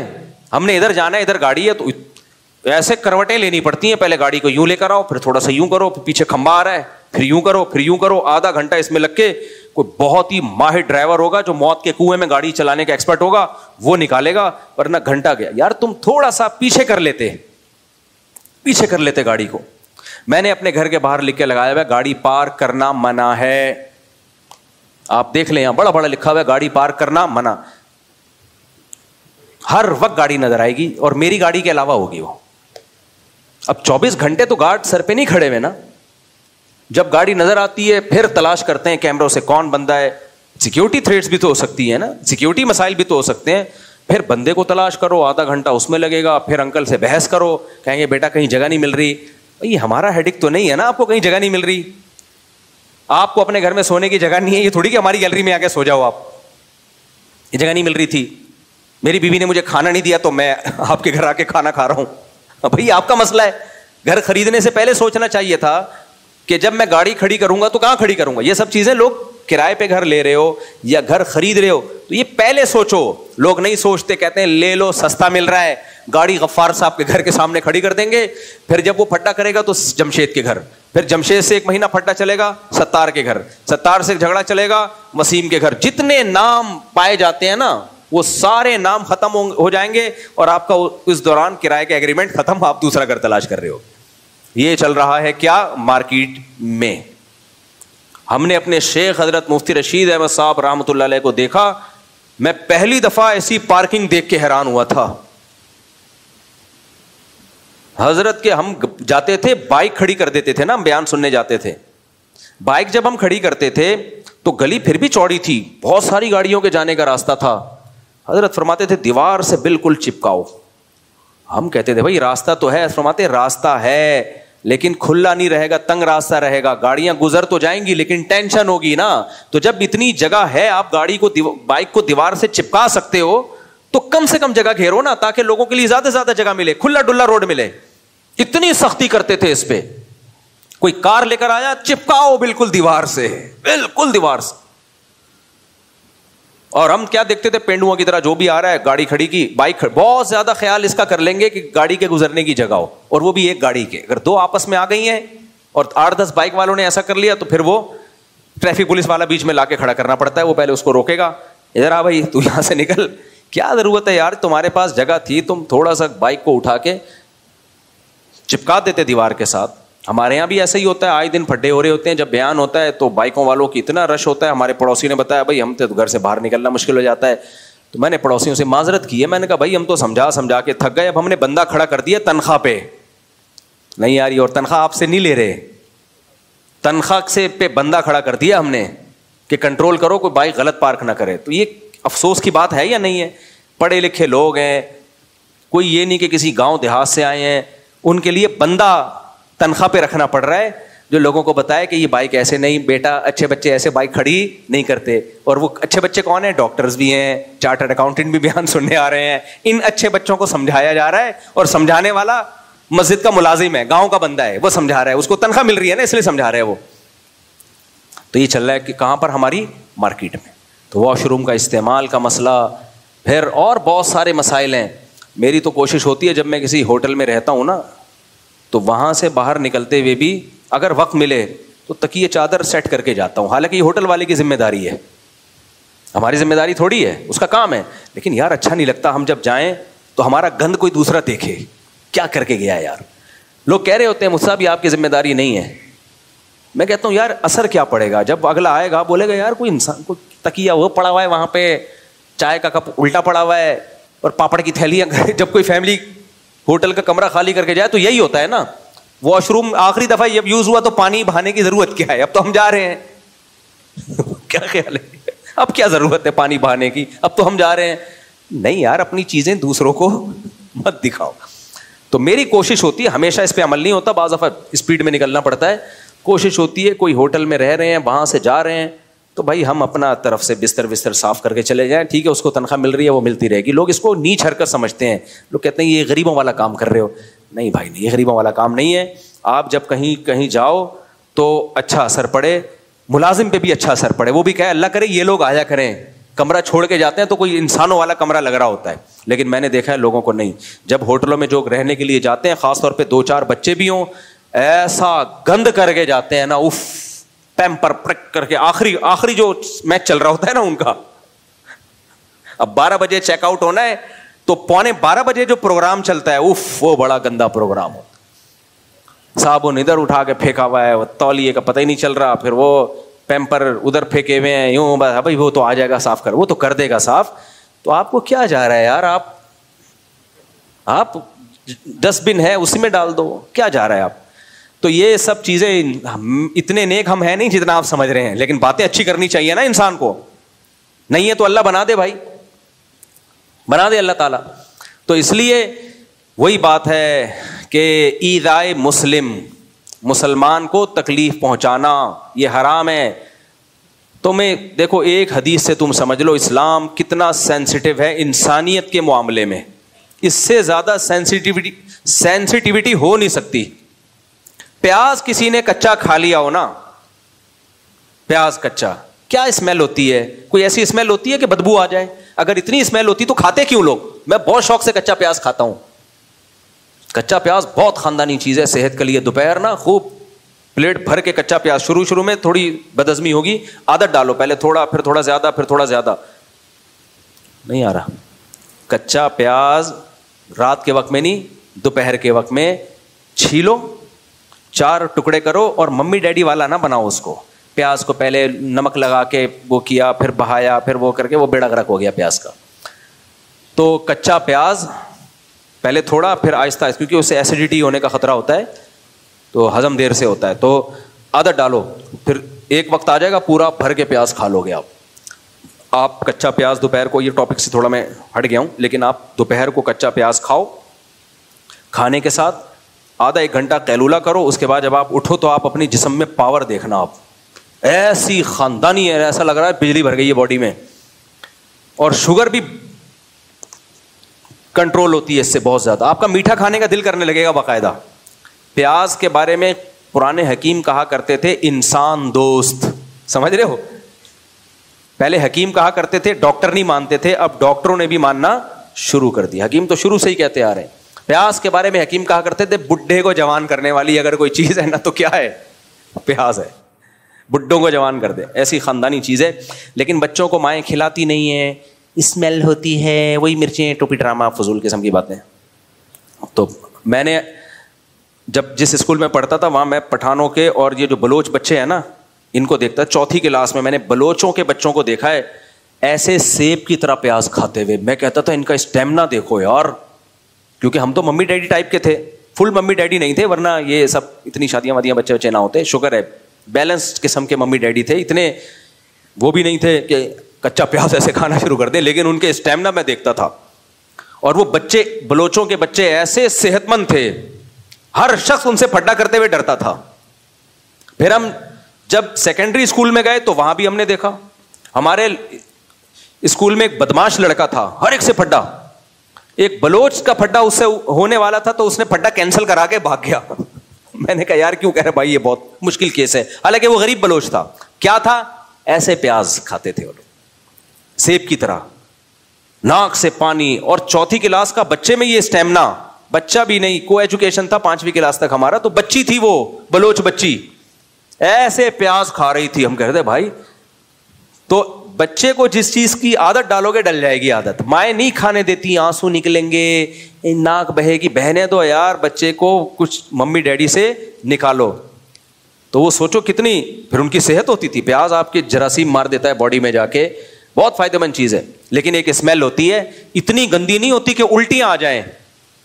تو نبی نے پیاز کھانے سے منع نہیں کیا, حلال چیز ہے بھائی کھاؤ. لیکن جب اجتماعی معاملہ ہوگا تو مسجد میں آنے سے پہلے اگر کسی نے کھا لیا تو آپ نے فرمایا لا یقربن مصلانا, ہماری نماز مسجد کے قریب بھی نہ پھٹکے, وہ اندر گھسنا تو دور کی بات ہے. اب آپ نے کچا پیاز کھا کے آپ آ گئے مسجد میں, آپ کو ڈکار آئی. سب کو تکلیف نہیں ہوتی, جو خود کھا کے آیا ہوگا اس کو کہاں تکلیف ہوگی, وہ اس سے بڑی ڈکار آپ کے منہ پہ لے لے گا, ڈکار کے مقابلے شروع ہو جائیں گے. لیکن کسی کو تو تکلیف ہو سکتی ہے نا. ایک آدمی کو تکلیف ہو گئی, وہ آیا یار تم نے پیاز کھائی ہے, اور تو دیکھو اب کوئی پیاز کھا کے مسجد میں آ گیا, ہمارا بیان سنا, اتنے فضائل پیاز کے, کچا پیاز کھایا, مسجد میں آیا, ہلکی سی ڈکار آئی, تیسرے آدمی کو تکلیف ہوئی, اس نے آ کے کہا یار, حالانکہ کوئی ایسا نہیں تکلیف ہوگی کہ کلابازیاں کھا کے گر جائے گا, الٹیاں, کچھ بھی نہیں ہوگا. لوگ پتہ نہیں کیا کیا بدبوئیں لے کے آ رہے ہوتے ہیں مسجد میں. لیکن وہ آ کے آپ سے کہے گا کہ یار یہ تکلیف مجھے ہوئی ہے. آپ کو بھائی میرا ارادہ تمہیں تکلیف دینے کا نہیں تھا, پیاز حلال ہے نا, حرام تو نہیں ہے. ہاں بھی حلال ہے, اتنے فضائل ہیں. ہاں بھائی ہے, تو کیا تیرے کو الٹیاں لگ گئی ہیں, پیٹ میں مروڑ ہو گیا ہے, اتنا نیک بننے کی کیا ضرورت ہے تجھے؟ تو یہ دلیل صحیح ہوگی. آخر میں آپ یہ کہو گے بھائی میرا ارادہ تمہیں تکلیف دینے کا نہیں تھا, بھائی میں نے تو جان بنانے کے لیے پیاز کھایا ہے. تو حدیث سے ہمیں پتہ چلتا ہے کہ یہ کافی نہیں ہے. اگرچہ آپ کا ارادہ تکلیف دینے کا نہیں تھا, لیکن پیاز کھانے سے پہلے آپ نے تکلیف سے بچانے کی نیت بھی نہیں کی. آپ کو باقاعدہ نیت کرنی چاہیے تھی کہ میں پیاز تو کھا رہا ہوں, لیکن میں نیت کرتا ہوں میرے اس عمل سے کسی کو ذرا سی بھی تکلیف نہ ہو. تو اگر نماز کا ٹائم ہوگا تو آپ کہو گے تکلیف تو ہو سکتی ہے. بھائی ہونا ضروری نہیں ہے, تکلیف کا امکان کافی ہے. خوب سمجھ لو, آپ کچا پیاز کھا کے آئے تو ضروری نہیں ہے کہ لوگوں کو تکلیف ہو, لیکن امکان ہے کہ میں بھی ہو سکتا ہے تکلیف ہو. اس ہو سکتے سے بچانے کے لیے کیا حکم دیا جا رہا ہے؟ مت کھا کے مسجد میں مت آؤ. اس لیے نماز کے بعد لنچ رکھیں اپنا, اور نماز سے پہلے رکھا ہے تو پھر پیاز نہیں کھائیں آپ اس میں. یا اتنی ہلکی کوانٹٹی میں کھائیں کہ اس کے بعد کھانا کھا کے اس کی اسمیل آئے ہی نہیں. بعض وقت لٹل کوانٹٹی میں کھایا جاتا تو نہیں پتہ چلتا. یا اس کو پکا کے کھا لیں, لیکن پکا کے وہ فائدے نہیں ہوتے. تو اس سے شریعت کا مزاج سمجھنا چاہیے کہ جو شریعت آپ کو کچا پیاز جو حلال چیز ہے, جس کی اسمیل سے کوئی نہ بندہ بے ہوش ہوتا ہے, نہ اس کو الٹیاں آتی ہیں, نہ وہ ایسے منہ خراب کرتا ہے, بس ہلکی سی اسمیل آئے گی. جب جو شریعت یہ اسمیل برداشت نہیں کر رہی ہے, وہ واش روم میں پانی بہائے بغیر آپ کو باہر نکلنے دے گی بھائی؟ وہ اپنی پروڈکٹ آپ کو نمائش کے طور پہ دوسروں کو دکھانے کا موقع دے گی؟ وہ اپنی پخانے کی گندی بدبو ایگزاسٹ چلائے بغیر آپ پبلک کو سنا رہے ہو, اس کی پرمیشن دے گی آپ کو؟ نہیں آئی میرا خیال ہے بات. تو یہ کہاں ہو سکتا ہے بھائی؟ لیکن آپ دیکھ لو, یہ ساری چیزیں ہماری سوسائٹی میں چل رہی ہیں. اور ایک اور اہم مسئلہ ہے, اللہ کرے وہ زیادہ اچھی طرح سمجھ میں آ جائے. بعض خواتین کے, جب پہلے میں بہت فون سنا کرتا تھا تو کم کر دیے ہیں, یہ شکایتیں مردوں کو عورتوں سے نہیں ہوتی کہ بدبو کے ساتھ ہمارے پاس آ جاتی ہیں. یہ بیماری عورتوں میں نہیں ہے, مردوں میں بہت بیماری ہے کہ وہ زوجہ کے ساتھ رات گزارے گا پسینے کی بدبو کے ساتھ, بغلیں بڑی ہوئی ہوں گی. تو بھائی جیسے مرد پر عورت کا حق ہے, یعنی عورت پہ مرد کا حق ہے, ایسے ہی مرد عورت پر یعنی مرد پر بھی عورت کے حقوق ہیں. وَلَهُنَّ مِثْلُ الَّذِي عَلَيْهِنَّ بِالْمَعْرُوفِ. آپ کیوں اپنی بدبو اپنی بیوی کو سنگھا رہے ہو یار؟ اب عورتیں اس میں صبر کرتی ہیں, میاں ہیں ناک پہ مکھی بٹھا لے گا اگر اس کو بول دیا تو یہ بھی غلط ہے, ناجائز ہے. یہ اللہ نے بیوی کے بارے میں کیا کہا؟ وصاحبتہ, تمہارے ساتھ رہنے والی. آپ مسجد میں 5 ٹائم کے لیے آتے ہو, اس میں جو لوگ آپ کے ساتھ کھڑے ہوتے ہیں, آج فجر میں جو کھڑا ہوا آپ کے ساتھ, ہو سکتا ہے ظہر میں وہ نہ ہو, کوئی دوسرا ہو, ان کو پیاس کی بدبو سے بچایا جا رہا ہے. اور بیوی جو ساری زندگی آپ کے ساتھ چپک کے رہتی ہے, اس کو اسلام آپ کی بدبو سے بچانے کا حکم نہیں دے گا ہے بھائی. اس کے بارے میں اسلام آرڈر نہیں کرے گا کہ اپنی بدبو اس سے چھپا کے رکھو. نہیں, آپ کی بدبو اس کو نہیں آنی چاہیے. نہاتے نہیں ہیں, ایسے عظیم لوگ ہیں نا, عظیم لوگ ہیں, مہینے میں 1 دفعہ نہاتا ہے. میں کہتا ہوں تیری بیوی کیسے برداشت, وہ بیچاری آدھی, اس کو بھی بدبو کی عادت پڑ جاتی ہے. ایک عورت کی شادی ہوئی بھنگیوں میں, اب اس کو بڑی اسمیل آتی تھی. تو 1-1.5 ہفتہ گزرا, 2 ہفتے گزرے, تو وہ اپنی ساس سے کہنے لگی, دیکھ جب میں تیرے گھر رخصت ہو کے آئی تھی کتنی بدبو تھی, 1 مہینے میں میرے آنے کی برکت سے وہ بدبو ختم ہو گئی. اس ساس نے بولا, میں بھی جب اس خاندان میں آئی تھی نا تو میں بھی اس خوش فہمی میں تھی کہ 1 مہینے کے بعد بدبو ختم. تو اصل بات یہ ہے کہ بدبو ویسے ہی ہے, بلکہ پہلے سے بھی زیادہ بڑھ گئی ہے, تجھے بدبو کی عادت پڑ گئی ہے. تو جو بھی ہمارے خاندان میں باہر سے کوئی خاتون آتی ہے, 1 مہینہ ہے اس کے صبر کا امتحان, اس کے بعد اس کو بدبو آنا ختم. تو بعض آدمیوں کو بالکل ہوش نہیں ہوتا, بدبو سنگھا رہے ہو یار تم, اپنی پسینے کی بدبو, اپنی بغلیں صاف نہیں کر رہے. بعض مذہبوں میں ایسا ہوتا ہے کہ وہ نہ بغل کے بال صاف کرتے ہیں, نہ زیر ناف بال صاف کرتے ہیں. ان کا کلچر ہے, کسی کے کلچر کو ہم کیا کہیں. لیکن بھائی کم از کم اتنا تو ہونا کہ آپ اپنی گھر والی کا ہی خیال کر لو, اس کو کتنی اسمیل آئے گی اس سے, کتنی بدبو آئے گی اس سے. تو بدبوئیں باقاعدہ شیئرنگ پہ چل رہی ہوتی ہیں, غلط ہے. اسی میں ایک اور اہم ترین بات, اللہ کرے یہ باتیں سمجھ میں آ جائیں. دیکھو ہمارے نبی صلی اللہ علیہ وسلم نے اپنی باڈی کی صفائی میں استنجا کے بعد, یعنی قضائے حاجت میں جو استنجا کیا جاتا ہے اس کے بعد, سب سے زیادہ جس چیز کی صفائی کا اہتمام کیا وہ دانت تھے. سمجھ میں آ رہی بات کہ نہیں آ رہی؟ سب سے زیادہ آپ نے اپنے باڈی کے جس پارٹ کو صاف کیا ہے نا استنجا کے علاوہ, تو پیشاب وغیرہ تو اس میں تو ہے ہی, وہ تو بہت ہمیں حکم ہے اس کی صفائی کا, لیکن اس کے بعد سب سے زیادہ اگر باڈی کے کسی پارٹ کو صاف کرنے کا حکم ہے تو وہ کون سا پارٹ ہے؟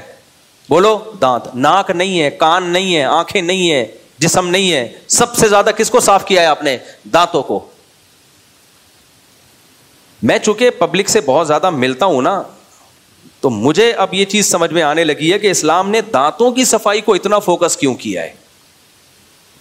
لوگ آتے ہیں, آج ایک صاحب آئے, وہ سمجھ جائیں گے ان کی بات ہو رہی ہے, ان صاحب کو رہنے تو کسی اور کی بات کر رہا ہوں میں.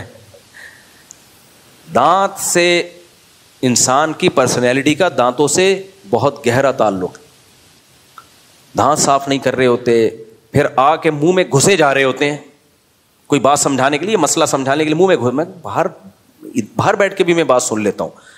اب ان کو میں ان کے منہ پہ نہیں کہہ سکتا کہ تمہارے دانتوں سے اسمیل آ رہی ہے, تمہارے منہ سے اسمیل آ رہی ہے, تھوڑا سا یوں رہو بھائی, وہاں رہ کے بات کر لو. کان میں گھسے چلے جا رہے ہوں گے کہ پرائیویٹ بات ہے, تو پرائیویٹ بات ہے تو چھاؤں میں آ جاؤ یار. اتنی کیا پرائیویٹ ہے کہ کان میں گھس جائے گا بھائی؟ کیونکہ جب کان میں گھس رہا ہے تو منہ قریب آ رہا ہے, منہ قریب آ رہا ہے تو سانس باس کے تو منہ سے تھوک آ رہا ہوتا ہے. ہمارے ایک دوست بائک پہ میرے ساتھ آگے بیٹھے ہوتے تھے, منہ پیچھے کر کے جب بات کرتے تو ہوا کی وجہ سے نا باقاعدہ تھوک میرے منہ پہ آ کے لگ رہا ہوتا تھا. آپ سمجھ رہے ہیں, میں مبالغہ کر رہا ہوں, یہ حقیقت ہے, لیکن میں ان کو کہہ تو نہیں سکتا تھا, وہ ناراض ہو جاتے ہیں. ہم برداشت کر رہے ہیں تھوک. میں نے کہا ہیلمٹ, اصل میں تو بائک میں پیچھے بندے کو بھی ہیلمٹ پہننا چاہیے. تو بات کر رہے ہیں, تھوک آ رہا ہے منہ پہ, کوئی احساس ہی نہیں ہے اس کو. تو دانت ہیں ایسے, جب مسکراتے ہیں تو آدمی کہتا ہے یار تھوڑی دیر کے لیے کائنڈلی چپ ہو جاؤ بھائی, خاموشی اختیار کر لو. تو ایک دفعہ کیا کرنا چاہیے, کیونکہ بہت سے لوگوں نے بہت عرصے سے دانت صاف نہیں کیے ہوتے, ایک دفعہ ڈینٹسٹ سے جا کے گھسائی کروا لے, رگڑائی کروا لے. اب یہ برش سے صاف ہونے والے نہیں ہیں. ہمارے یہاں ایک مزدور کام کرتا تھا, گٹکے کھاتا, اس کے دانتوں کا جو حشر نشر ہوا تھا, میں جب اس سے بات کرتا منہ نیچے کر کے, وہ سمجھتا تھا شاید احترام کر رہے ہیں مفتی صاحب, میرا عزت دے رہے ہیں مجھے. ایک دن میں نے اس کو کہا, میں نے کہا دیکھ تو کسی ڈینٹسٹ سے دانت صاف کروا لے, پیسے میں خرچ کروں گا. اب آپ وہ سمجھ رہا ہوگا اتنا بڑا دل, بھائی بڑا دل نہیں, کیونکہ میرا تیرے سے روز واسطہ پڑ رہا ہے, یہ تکلیف تجھے تھوڑی ہو رہی ہے, یہ میں اپنے اوپر انویسٹمنٹ کر رہا ہوں. پھر بھی نہیں کیے اس نے, پھر بھی نہیں کیے. تو اس کا بہت اپنے آپ کو بھی تکلیف ہوتی ہے انسان کو, دانت جب گندے ہوتے ہیں, لیکن وہ تکلیف عادی ہو جاتا ہے تو اس کو احساس ہی ختم ہو جاتا ہے. تو جس باڈی کے جس پارٹ کو نبی صلی اللہ علیہ وسلم نے سب سے زیادہ, صبح اٹھتے مسواک, پھر نماز سے پہلے مسواک, رات کو سوتے ہوئے مسواک سرہانے رکھی ہوتی تھی, اس سے پتہ چلتا ہے بھائی دانتوں کی صفائی بھی کم ویلیو نہیں ہے, اس کی بہت زیادہ ویلیو ہے, کیونکہ اسمیل آتی ہے. نبی صلی اللہ علیہ وسلم کو اتنی شدید نفرت تھی نا بدبو سے, اتنی شدید نفرت کہ آپ نے حضرت زینب کے گھر شہد پیا تو حضرت عائشہ رضی اللہ عنہا اور حضرت حفصہ کے پاس آئے, تو ان کو تھوڑا جیسے سوکھروں میں ایک ہوتی ہے کہ بھائی وہ وہاں تو شہد کھا رہے ہیں ان کی باری میں, تو آپ کی طبیعت تو وہاں زیادہ مائل ہوگی. تو انہوں نے کیا کہہ دیا, آپ کے منہ سے اسمیل آ رہی ہے. تو نبی کو بدبو سے بہت سخت نفرت تھی کہ میرے منہ سے اسمیل کیوں آئی. تو آپ نے قسم اٹھائی, اللہ کی قسم آئندہ شہد نہیں پیوں گا میں, کیونکہ آپ سمجھے شاید شہد کی وجہ سے اسمیل آ رہی ہے, حالانکہ وہ اسمیل نہیں تھی, یعنی بدبو نہیں تھی, اسمیل تو تھی بدبو نہیں تھی. تو اس پہ قرآن کی آیتیں نازل ہوئیں, لما تحرم ما احل اللہ لک, جس چیز کو اللہ نے حلال کیا نبی آپ کیوں حرام کر رہے ہیں, تبتغی مرضات ازواجک, اپنی ازواج کو خوش کرنے کے لیے. تو حلال ہی رہے گا, شہد میں بدبو تھوڑی ہوتی ہے. لیکن اس سے اتنا تو پتہ چلا ہمارے نبی کو بدبو محسوس نہیں ہوئی, لیکن آپ نے کہا کسی اور کو اگر محسوس ہو رہی ہے تو بس شہد کیا ہے, ہمیشہ کے لیے حرام. صحیح ہے نا, کسی کو کیوں محسوس ہو رہی ہے. تو اتنی شدید نفرت تھی. تو اسلام میں خوشبو بھی اسی لیے ہے کہ بدبو کو پہلے ختم کرو, اس کے بعد خوشبو.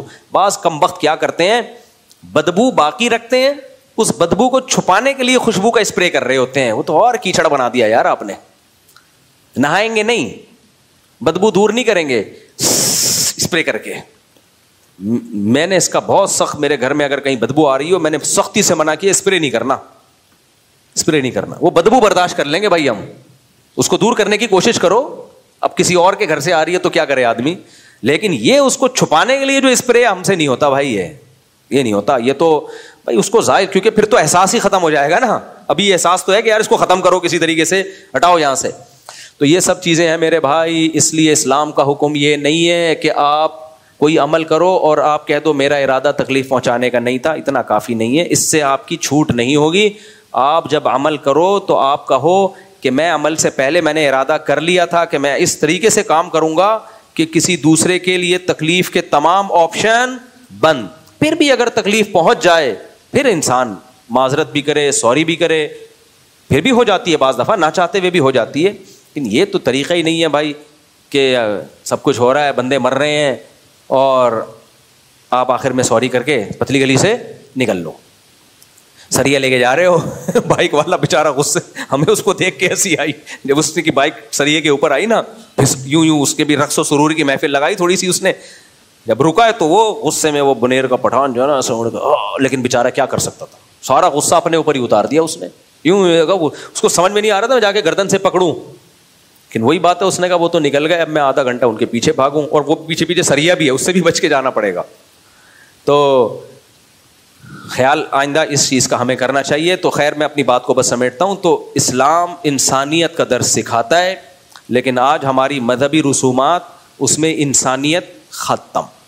جلسوں میں روڈ بلاک ہو رہے ہیں, اور 40ویں کی چھٹی, اور تیجے کی چھٹی, اور جی آج چہلم ہے اس کی چھٹی.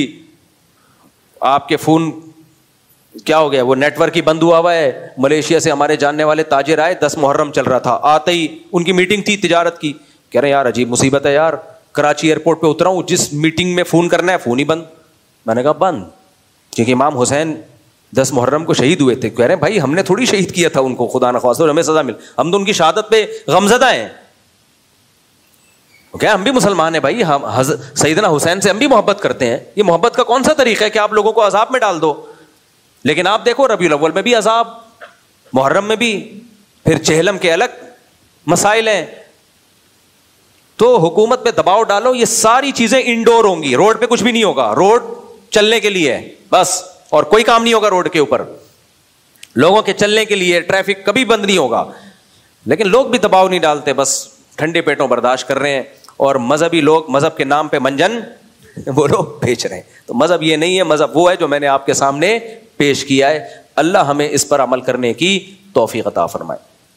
سوال کسی نے پوچھا ہے, قرآن کی آیت ہے سورہ حج کی آیت نمبر 18, اس میں اللہ نے سجدے کا ذکر کیا ہے کہ زمین, آسمان, چاند, سورج, ستارے اور انسان سب اللہ کو سجدہ کرتے ہیں, اور آخر میں کہا کہ بہت سے انسانوں پر اللہ کا عذاب ثابت ہو چکا ہے, وہ سجدہ نہیں کرتے.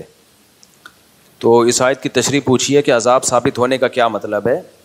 دیکھیں اگر اللہ کے علم میں پہلے سے یہ بات ہوتی ہے کہ کچھ بڑے ڈھیٹ ہوں گے, بہت ڈھیٹ انسان ہوں گے, ان کے سامنے اللہ کی آیات پڑھی جائیں گی اور وہ پھر بھی اس کو پہ عمل نہیں کریں گے, تو ایسے لوگوں پہ اللہ نے عذاب ثابت کر دیا ہے. کیونکہ اللہ کا علم کامل ہے تو پہلے سے اللہ نے لکھ دیا ہے کہ انہوں نے جہنم میں ہی جانا ہے. اس کا یہ مطلب نہیں ہے کہ اللہ ان کو زبردستی جہنم میں لے جائے گا یا ان کو زبردستی گمراہ کرے گا, ان کی کیونکہ اللہ کا علم کامل ہے. تو اس طرح کی آیات اصل میں تسلی کے لیے ہوتی ہیں, جو بھی دین کی دعوت کا کام کر رہے ہیں ان کو تسلی دینے کے لیے, کہ داعی جو ہے نا اس کی دعوت بہت جاندار ہوتی ہے, دلائل بہت جاندار ہوتے ہیں, پھر بھی سامنے والا ایمان نہیں لا رہا ہوتا, تو اللہ بتاتے ہیں بھائی اس کی قسمت میں جہنم ہے, تو جو مقدر جہنم میں ہو تو مقدر تھوڑی تبدیل ہو سکتا ہے, تو چھوڑ دو اس کی فکر. تو یہ تسلی کے لیے اس طرح کا انداز اختیار کیا جاتا ہے.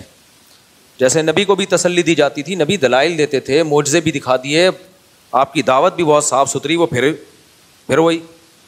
تو اللہ نے نبی کو تسلی دی, بھائی جس کی قسمت میں ہی جہنم ہے تو آپ کیوں اس کے پیچھے پڑے ہوئے ہیں, قسمت تھوڑی چینج ہو سکتی ہے.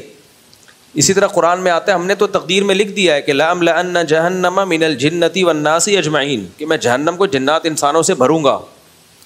تو اللہ کہتے ہیں تو میں نے لکھ چکا ہوں پہلے, تقدیر تھوڑی ٹلے گی.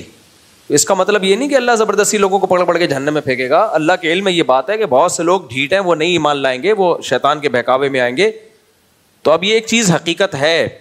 تو اب دعوت کو, مبلغین کو تسلی دی جا رہی ہے کہ بھائی لوگوں کی اکثریت دیکھ کے سیدھا راستہ مت چھوڑنا.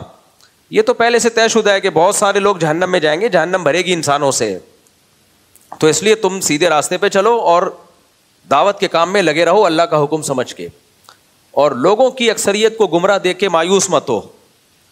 یہ مت سمجھو کہ تمہاری دعوت غلط ہے یا تمہاری دعوت میں اخلاص نہیں ہے. نہ دعوت میں بھی اخلاص ہے, تمہاری دعوت بھی ٹھیک ہے, لیکن ایک چیز مقدر میں ہے کہ جہنم کو اللہ نے انسان اور جنات سے بھرنا ہے, اور مقدر کبھی چینج نہیں ہوتا.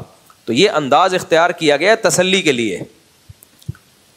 تو اس کا یہ مطلب نہیں ہے کہ اللہ لازمی جو ہدایت چاہے گا پھر بھی اللہ اس کو زبردستی گمراہ کرے گا. اس کی مثال ایسے ہے, صبح شام ہم یہ دیکھ رہے ہوتے ہیں کہ باپ اپنے بیٹے کو سمجھا رہا ہے, وہ نہیں سمجھ رہا, تو پھر ماں کہتی ہے بھائی اس کو سمجھاؤ. آپ بولیں بھائی اس میں سمجھنے کی صلاحیت ہی نہیں ہے, تو میں کیا سمجھاؤں اس کو؟ حالانکہ صلاحیت ہوتی ہے تبھی تو آپ کو غصہ آ رہا ہوتا ہے. اگر وہ مجنون دیوانہ پاگل ہوتا, سمجھنے کی واقعی میں صلاحیت نہ ہوتی, تو آپ سمجھاتے کیوں اس کو؟ کسی پاگل کو تھوڑی سمجھایا جاتا ہے. تو یہاں جو آپ کہتے ہو اس میں سمجھنے کی صلاحیت ہی نہیں ہے, مطلب یہ ہوتا ہے کہ یہ انتہائی درجے کا ڈھیٹ آدمی ہے اور اس نے فیصلہ کر لیا کہ نہیں سمجھنا, تو اس میں صلاحیت سمجھنے کی ختم ہو چکی ہے. تو میں اپنا ٹائم ضائع کیوں کروں؟ میں ایسے پہ ٹائم لگاؤں گا جس پہ صلاحیت ہوگی. میں رکشا چلاتا ہوں, اکثر اوقات 2 مہینے کا کرایہ چڑھ جاتا ہے, کبھی کھانے کو کچھ نہیں ہوتا, میں اکثر اوقات پریشانی میں گزارتا ہوں. مجھ سے بڑے 9 بہن بھائی ہیں, سب کروڑ پتی ہیں, وہ مجھ کو نہیں پوچھتے, اب میں کیا کروں؟ اب اگر کسی غیر سے بولو تو وہ بھکاری سمجھیں گے, اب چوری کرو بھیک مانگو, کیا میں کیا خودکشی کروں؟ نہ خودکشی کریں نہ لوگوں سے بھیک مانگیں. آپ کے بھائیوں کی شرعی ذمہ داری ہے کہ جب سب کھا پی رہے ہیں, ایک بھائی اتنا کمزور ہے تو اس کے ساتھ تعاون کریں. حقیقت ہے بھائیوں کے ساتھ تو تعاون میں جو مزہ آتا ہے انسان کو, رشتوں داروں پہ خرچ کرنے میں جو لطف اللہ نے رکھا ہے وہ تو کسی پہ خرچ کرنے میں نہیں رکھا. یہ تو موقع ہے محبت پیدا کرنے کا, تو بھائیوں کا کو چاہیے خیال کریں. تو باقی جب تک پریشانی مقدر میں ہے بھائی صبر کریں. اچھا, اب جب سے ہم نے یہ فاؤنڈیشن بنایا مفتی طارق مسعود فاؤنڈیشن, تو لوگ اب آنا شروع ہو گئے میرے پاس, ہمارے گھر کے حالات ایسے, ہمارے گھر کے حالات ایسے, تعاون کریں. کچھ خواتین آ جاتی ہیں, ہم بیوہ ہیں وغیرہ وغیرہ. دیکھو ہم نے جو فاؤنڈیشن بنائی ہے نا, اس کا ایک طریقہ رکھا ہے. میں پرسنلی اگر کسی کو جانتا ہوں تو میں اپنے پاس سے اس ویسے ہی تھوڑا بہت تعاون کر دیتا ہوں جو اللہ مجھے توفیق دے. لیکن اس طرح جب لوگ رش لگاتے ہیں, ہمارے پاس کوئی معیار نہیں ہے جانچنے کا کہ یہ مستحق ہے یا نہیں ہے. پھر سب سے بڑا مسئلہ یہ ہے کہ ایک کو دو تو پھر وہ 10 کو بتائے کہ پوری لائن لگ جائے گی, اور یہ پہلے ہو چکا ہے. تو اس کے لیے دیگر کچھ ٹرسٹ ہیں جو مدد کرتے ہیں, تو ان سے رابطہ کریں. ہمارے جو ابھی ہم نے جو فوکس کرنا ہے, جو ہم نے فاؤنڈیشن بنائی ہے, اس میں ہم نے مختلف پروجیکٹ کو فوکس کرنا ہے, جن میں ہم نے سوچا تھا سب سے زیادہ ہم تعلیم اور ہیلتھ. اسی وجہ سے ہم نے اس دفعہ اجتماعی قربانی ابھی نہیں کی ہیں کہ اجتماعی قربانی یہ بہت لوگ ہیں کرنے والے, ہمیں کیا ضرورت ہے, اور اس میں گڑبڑیں بہت ہوتی ہیں, فنڈ کھا گیا, وہ یہ ہو گیا عجیب. اجتماعی قربانی تو میرا تو موڈ نہیں ہے اجتماعی قربانی کرنے کا. لوگ اپنی گائے لاؤ ذبح کرو بھائی. جب ہم نے کام کیا تو انسانیت کی کوئی ایسی خدمت ہو نا جو واقعی خدمت ہو. اجتماعی قربانی کیا خدمت ہے وہ بھی, لیکن بہت لوگ ہیں کرنے والے. اور آپ خود لاؤ بکرا کاٹو, کسائی کو پیسے دو, کاٹ کے کھا جاؤ. گائے لاؤ کھا جاؤ, کھلا دو لوگوں کو, اس میں کیا ہے؟ یعنی اگر آپ یہ سہولت لوگوں کو نہ دو تو کون سا کوئی طوفان آ جائے گا. تو ہم لوگوں نے مشورہ یہ کیا تھا کہ ہم اس فاؤنڈیشن میں 2 چیزوں کو فوکس کریں گے. ہیلتھ کو, یعنی لوگوں کی صحت. دوسرا ایجوکیشن. ہماری سوسائٹی کا سب سے بڑا عیب کیا ہے؟ تعلیم نہیں ہے. مسلمان جو ہے نا تعلیم میں پیچھے ہے, تو تعلیم کو تو دین کا حصہ ہی نہیں سمجھتے. ہم مار کھا رہے ہیں پوری دنیا میں. دیکھو اسلام دنیا میں غالب ہونے کے لیے آیا ہے. باقی دنیا میں عبادت کی کرنے کی ہر مذہب میں, ہر ملک میں اجازت ہے. کوئی ملک نہ نماز پہ پابندی لگاتے ہیں, نہ زکوٰۃ پہ, نہ روزے پہ, کوئی پابندیاں نہیں ہیں. مسئلہ سارا یہ مسلمان مار کھا رہا ہے. یہ دور ہے ٹیکنالوجی کا, سائنس کا. تو اگر اس میں آپ پیچھے رہ گئے تو کسی کام کے نہیں ہو. مجھے بتاؤ, پاکستانی آرمی کا جب جھگڑا ہوا انڈیا سے, تو یہ جنگ جو لڑی ہے تو یہ ٹیکنالوجی کے بیس پہ لڑی ہے نا, یا ڈنڈے اٹھا کے چلے گئے تھے یہ لوگ؟ ڈاکٹر عبد القدیر خان نے پاکستان کو ایٹمی طاقت بنایا تو پڑھے لکھے آدمی تھے نا. کیا خیال ہے اگر وہ پڑھے لکھے نہ ہوتے پاکستان ایٹمی طاقت نہیں بنتا. ایٹمی طاقت نہیں بنتا نا تو میں یہاں بیٹھا ہوا بیان نہیں کر رہا ہوتا, ابھی میں بھی کہیں ریڈی لگا رہا ہوتا ٹماٹر کی. سب حال خراب ہو چکا ہوتا, غزہ سے زیادہ برا حال ہو چکا ہوتا ہمارا. یہ ذہن میں رکھو, انڈیا نے ایسی واٹ لگانی تھی نا, کاٹ کاٹ کے گاجر مولی کی طرح کھاتے ہمیں, کیونکہ عراق, لیبیا, شام سب کو کھڈے لین لگا دیا انہوں نے. ان کا اگلا ہدف کیا تھا بولو؟ پاکستان. یہاں ہاتھ ڈالتے ہوئے 100 دفعہ سوچتے ہیں کہ ایٹمی پاور ہے, ایٹمی طاقت ہے. ابھی جنرل عاصم منیر دھمکی بھی لگا کے آ گئے نا, فل تڑی لگا کے آ گئے. لوگوں کو یہ تڑی بھی پسند نہیں آ رہی, کیونکہ ہم لوگوں نے منفی سوچنا اتنا شروع کر دیا ہے کہ اب ہم ریپیئرنگ سے ٹھیک نہیں ہوں گے, ہمیں کھول کے دوبارہ جوڑنا پڑے گا. نہیں آئی سمجھ میں بات؟ بھائی آرمی چیف وہاں جا کے تڑی لگا کے آیا کہ اگر ہمیں کچھ کیا نا تو ہم تہس نہس کر کے رکھ دیں گے. یہ بہت بڑی بات ہوتی ہے. کسی بھی ملک کا لیڈر جب جا کے اس طرح بات کرتا ہے تو وہ ملک کی عوام خوش ہوتی ہے 100 اختلافات کے باوجود. لیکن ہم لوگ ہر چیز کو الٹا اب بیوقوف بنانے کے لیے تڑی لگا دی ہے, اب لوگوں کو الو بنانے کے لیے. تو سوچتے رہو, منفی سوچ کے مر جاؤ بھائی. میں نہیں کہہ رہا آپ آرمی چیف سے محبت کریں, آپ کا ذاتی ہیڈک ہے, اچھا ہے برا ہے, ہمیں کیا کسی کی ذاتیات سے. لیکن ایک ملک کا ایک اچھا پیغام تو چلا گیا نا, تھوڑی تڑی شڑی اور تڑی لگانے کے لیے پیچھے دم ہو تو تڑی لگتی ہے. کسی بھی ملک کی آرمی بلا وجہ کی تڑیاں نہیں لگاتی ہے, اس کو پتا ہے تڑی کا جواب آگے سے تڑی میں آئے گا. یہ وہ تڑی نہیں ہے جو فلموں میں لگائی جاتی ہے, اوے یہ کر دوں گا ڈیشن ڈیشن, یہ فلموں میں کچھ بھی نہیں ہوتا. یا ایویں ہی وہ لوگ تڑی بے وقوفی میں لگا کے آ جاتے ہیں اور پھر بعد میں افورڈ نہیں کر پاتے. تو جب ایک فوج ہو اور اس کا چیف جب تڑی لگاتا ہے تو اس تڑی کے پیچھے اس کو پتا ہوتا ہے کہ اتنا ہمارے پاس پاور ہے کہ یہاں تڑی بنتی ہے. امریکہ کو تڑی نہیں لگائی لیکن وہاں جا کے دنیا کو تڑی لگا دی ہے. تو اس تڑی کے پیچھے کیا ہے؟ بم. ایک آدمی نے کسی سے کہا یہاں بم ہے, اس نے کہا تیری اماں کون سی کم ہے. تو اس تڑی کے پیچھے کیا ہے؟ بم. تو یہ ڈاکٹر عبد القدیر خان نے محنت کی, یونیورسٹیوں میں پڑھے, اور ان کے جیسے اور بھی سائنٹسٹ تھے اس میں, اور بہت سارے سائنسدان تھے. اکیلے آدمی کی محنت نہیں ہوتی. یورینیم کو لانا, اس کو پھر ایک اس کے لیے ایک ٹرم استعمال ہوتی ہے, اس کو صاف کرتے ہیں, ایک ٹرم استعمال ہوتی ہے, اس وقت میرے ذہن سے نکل گئی, ہاں نہیں افزودگی اس کی. تو بہت مشکل کام ہے, ایران نہیں کر پایا اب تک یہ کام, یہ آسان کام نہیں ہے. اس کے لیے بھائی پڑھائی لکھائی چاہیے تھی جو انہوں نے کی, اور پاکستان کو ایک ایٹمی پاور بنایا. ہم نے اپنے علماء سے, بزرگوں سے سنا ہے کہ اگر ڈاکٹر عبد القدیر خان نہ ہوتے تو آج ہماری داڑیاں محفوظ نہ ہوتی. اور ڈاکٹر عبد القدیر خان بھی خود مذہبی آدمی تھے, 5 ٹائم کے نمازی تھے, علماء سے ان کا بڑا گہرا تعلق تھا. مذہب کی موٹیویشن کے بغیر نا اتنا پاورفل کام ہو نہیں سکتا, یہ دنیا کے لیے ہو نہیں سکتا ایسا, جب تک پیچھے اللہ کی رضا کا جذبہ نہ ہو. آپ کہہ سکتے ہیں امریکہ نے تو بنا لیا, بھائی وہ تو پہلے سے ہی پاورفل لوگ ہیں نا, ان وسائل کے ہوتے ہوئے اتنا بڑا کام کر لینا. اور ڈاکٹر عبد القدیر خان کے ساتھ جتنے سائنٹسٹ ہیں سب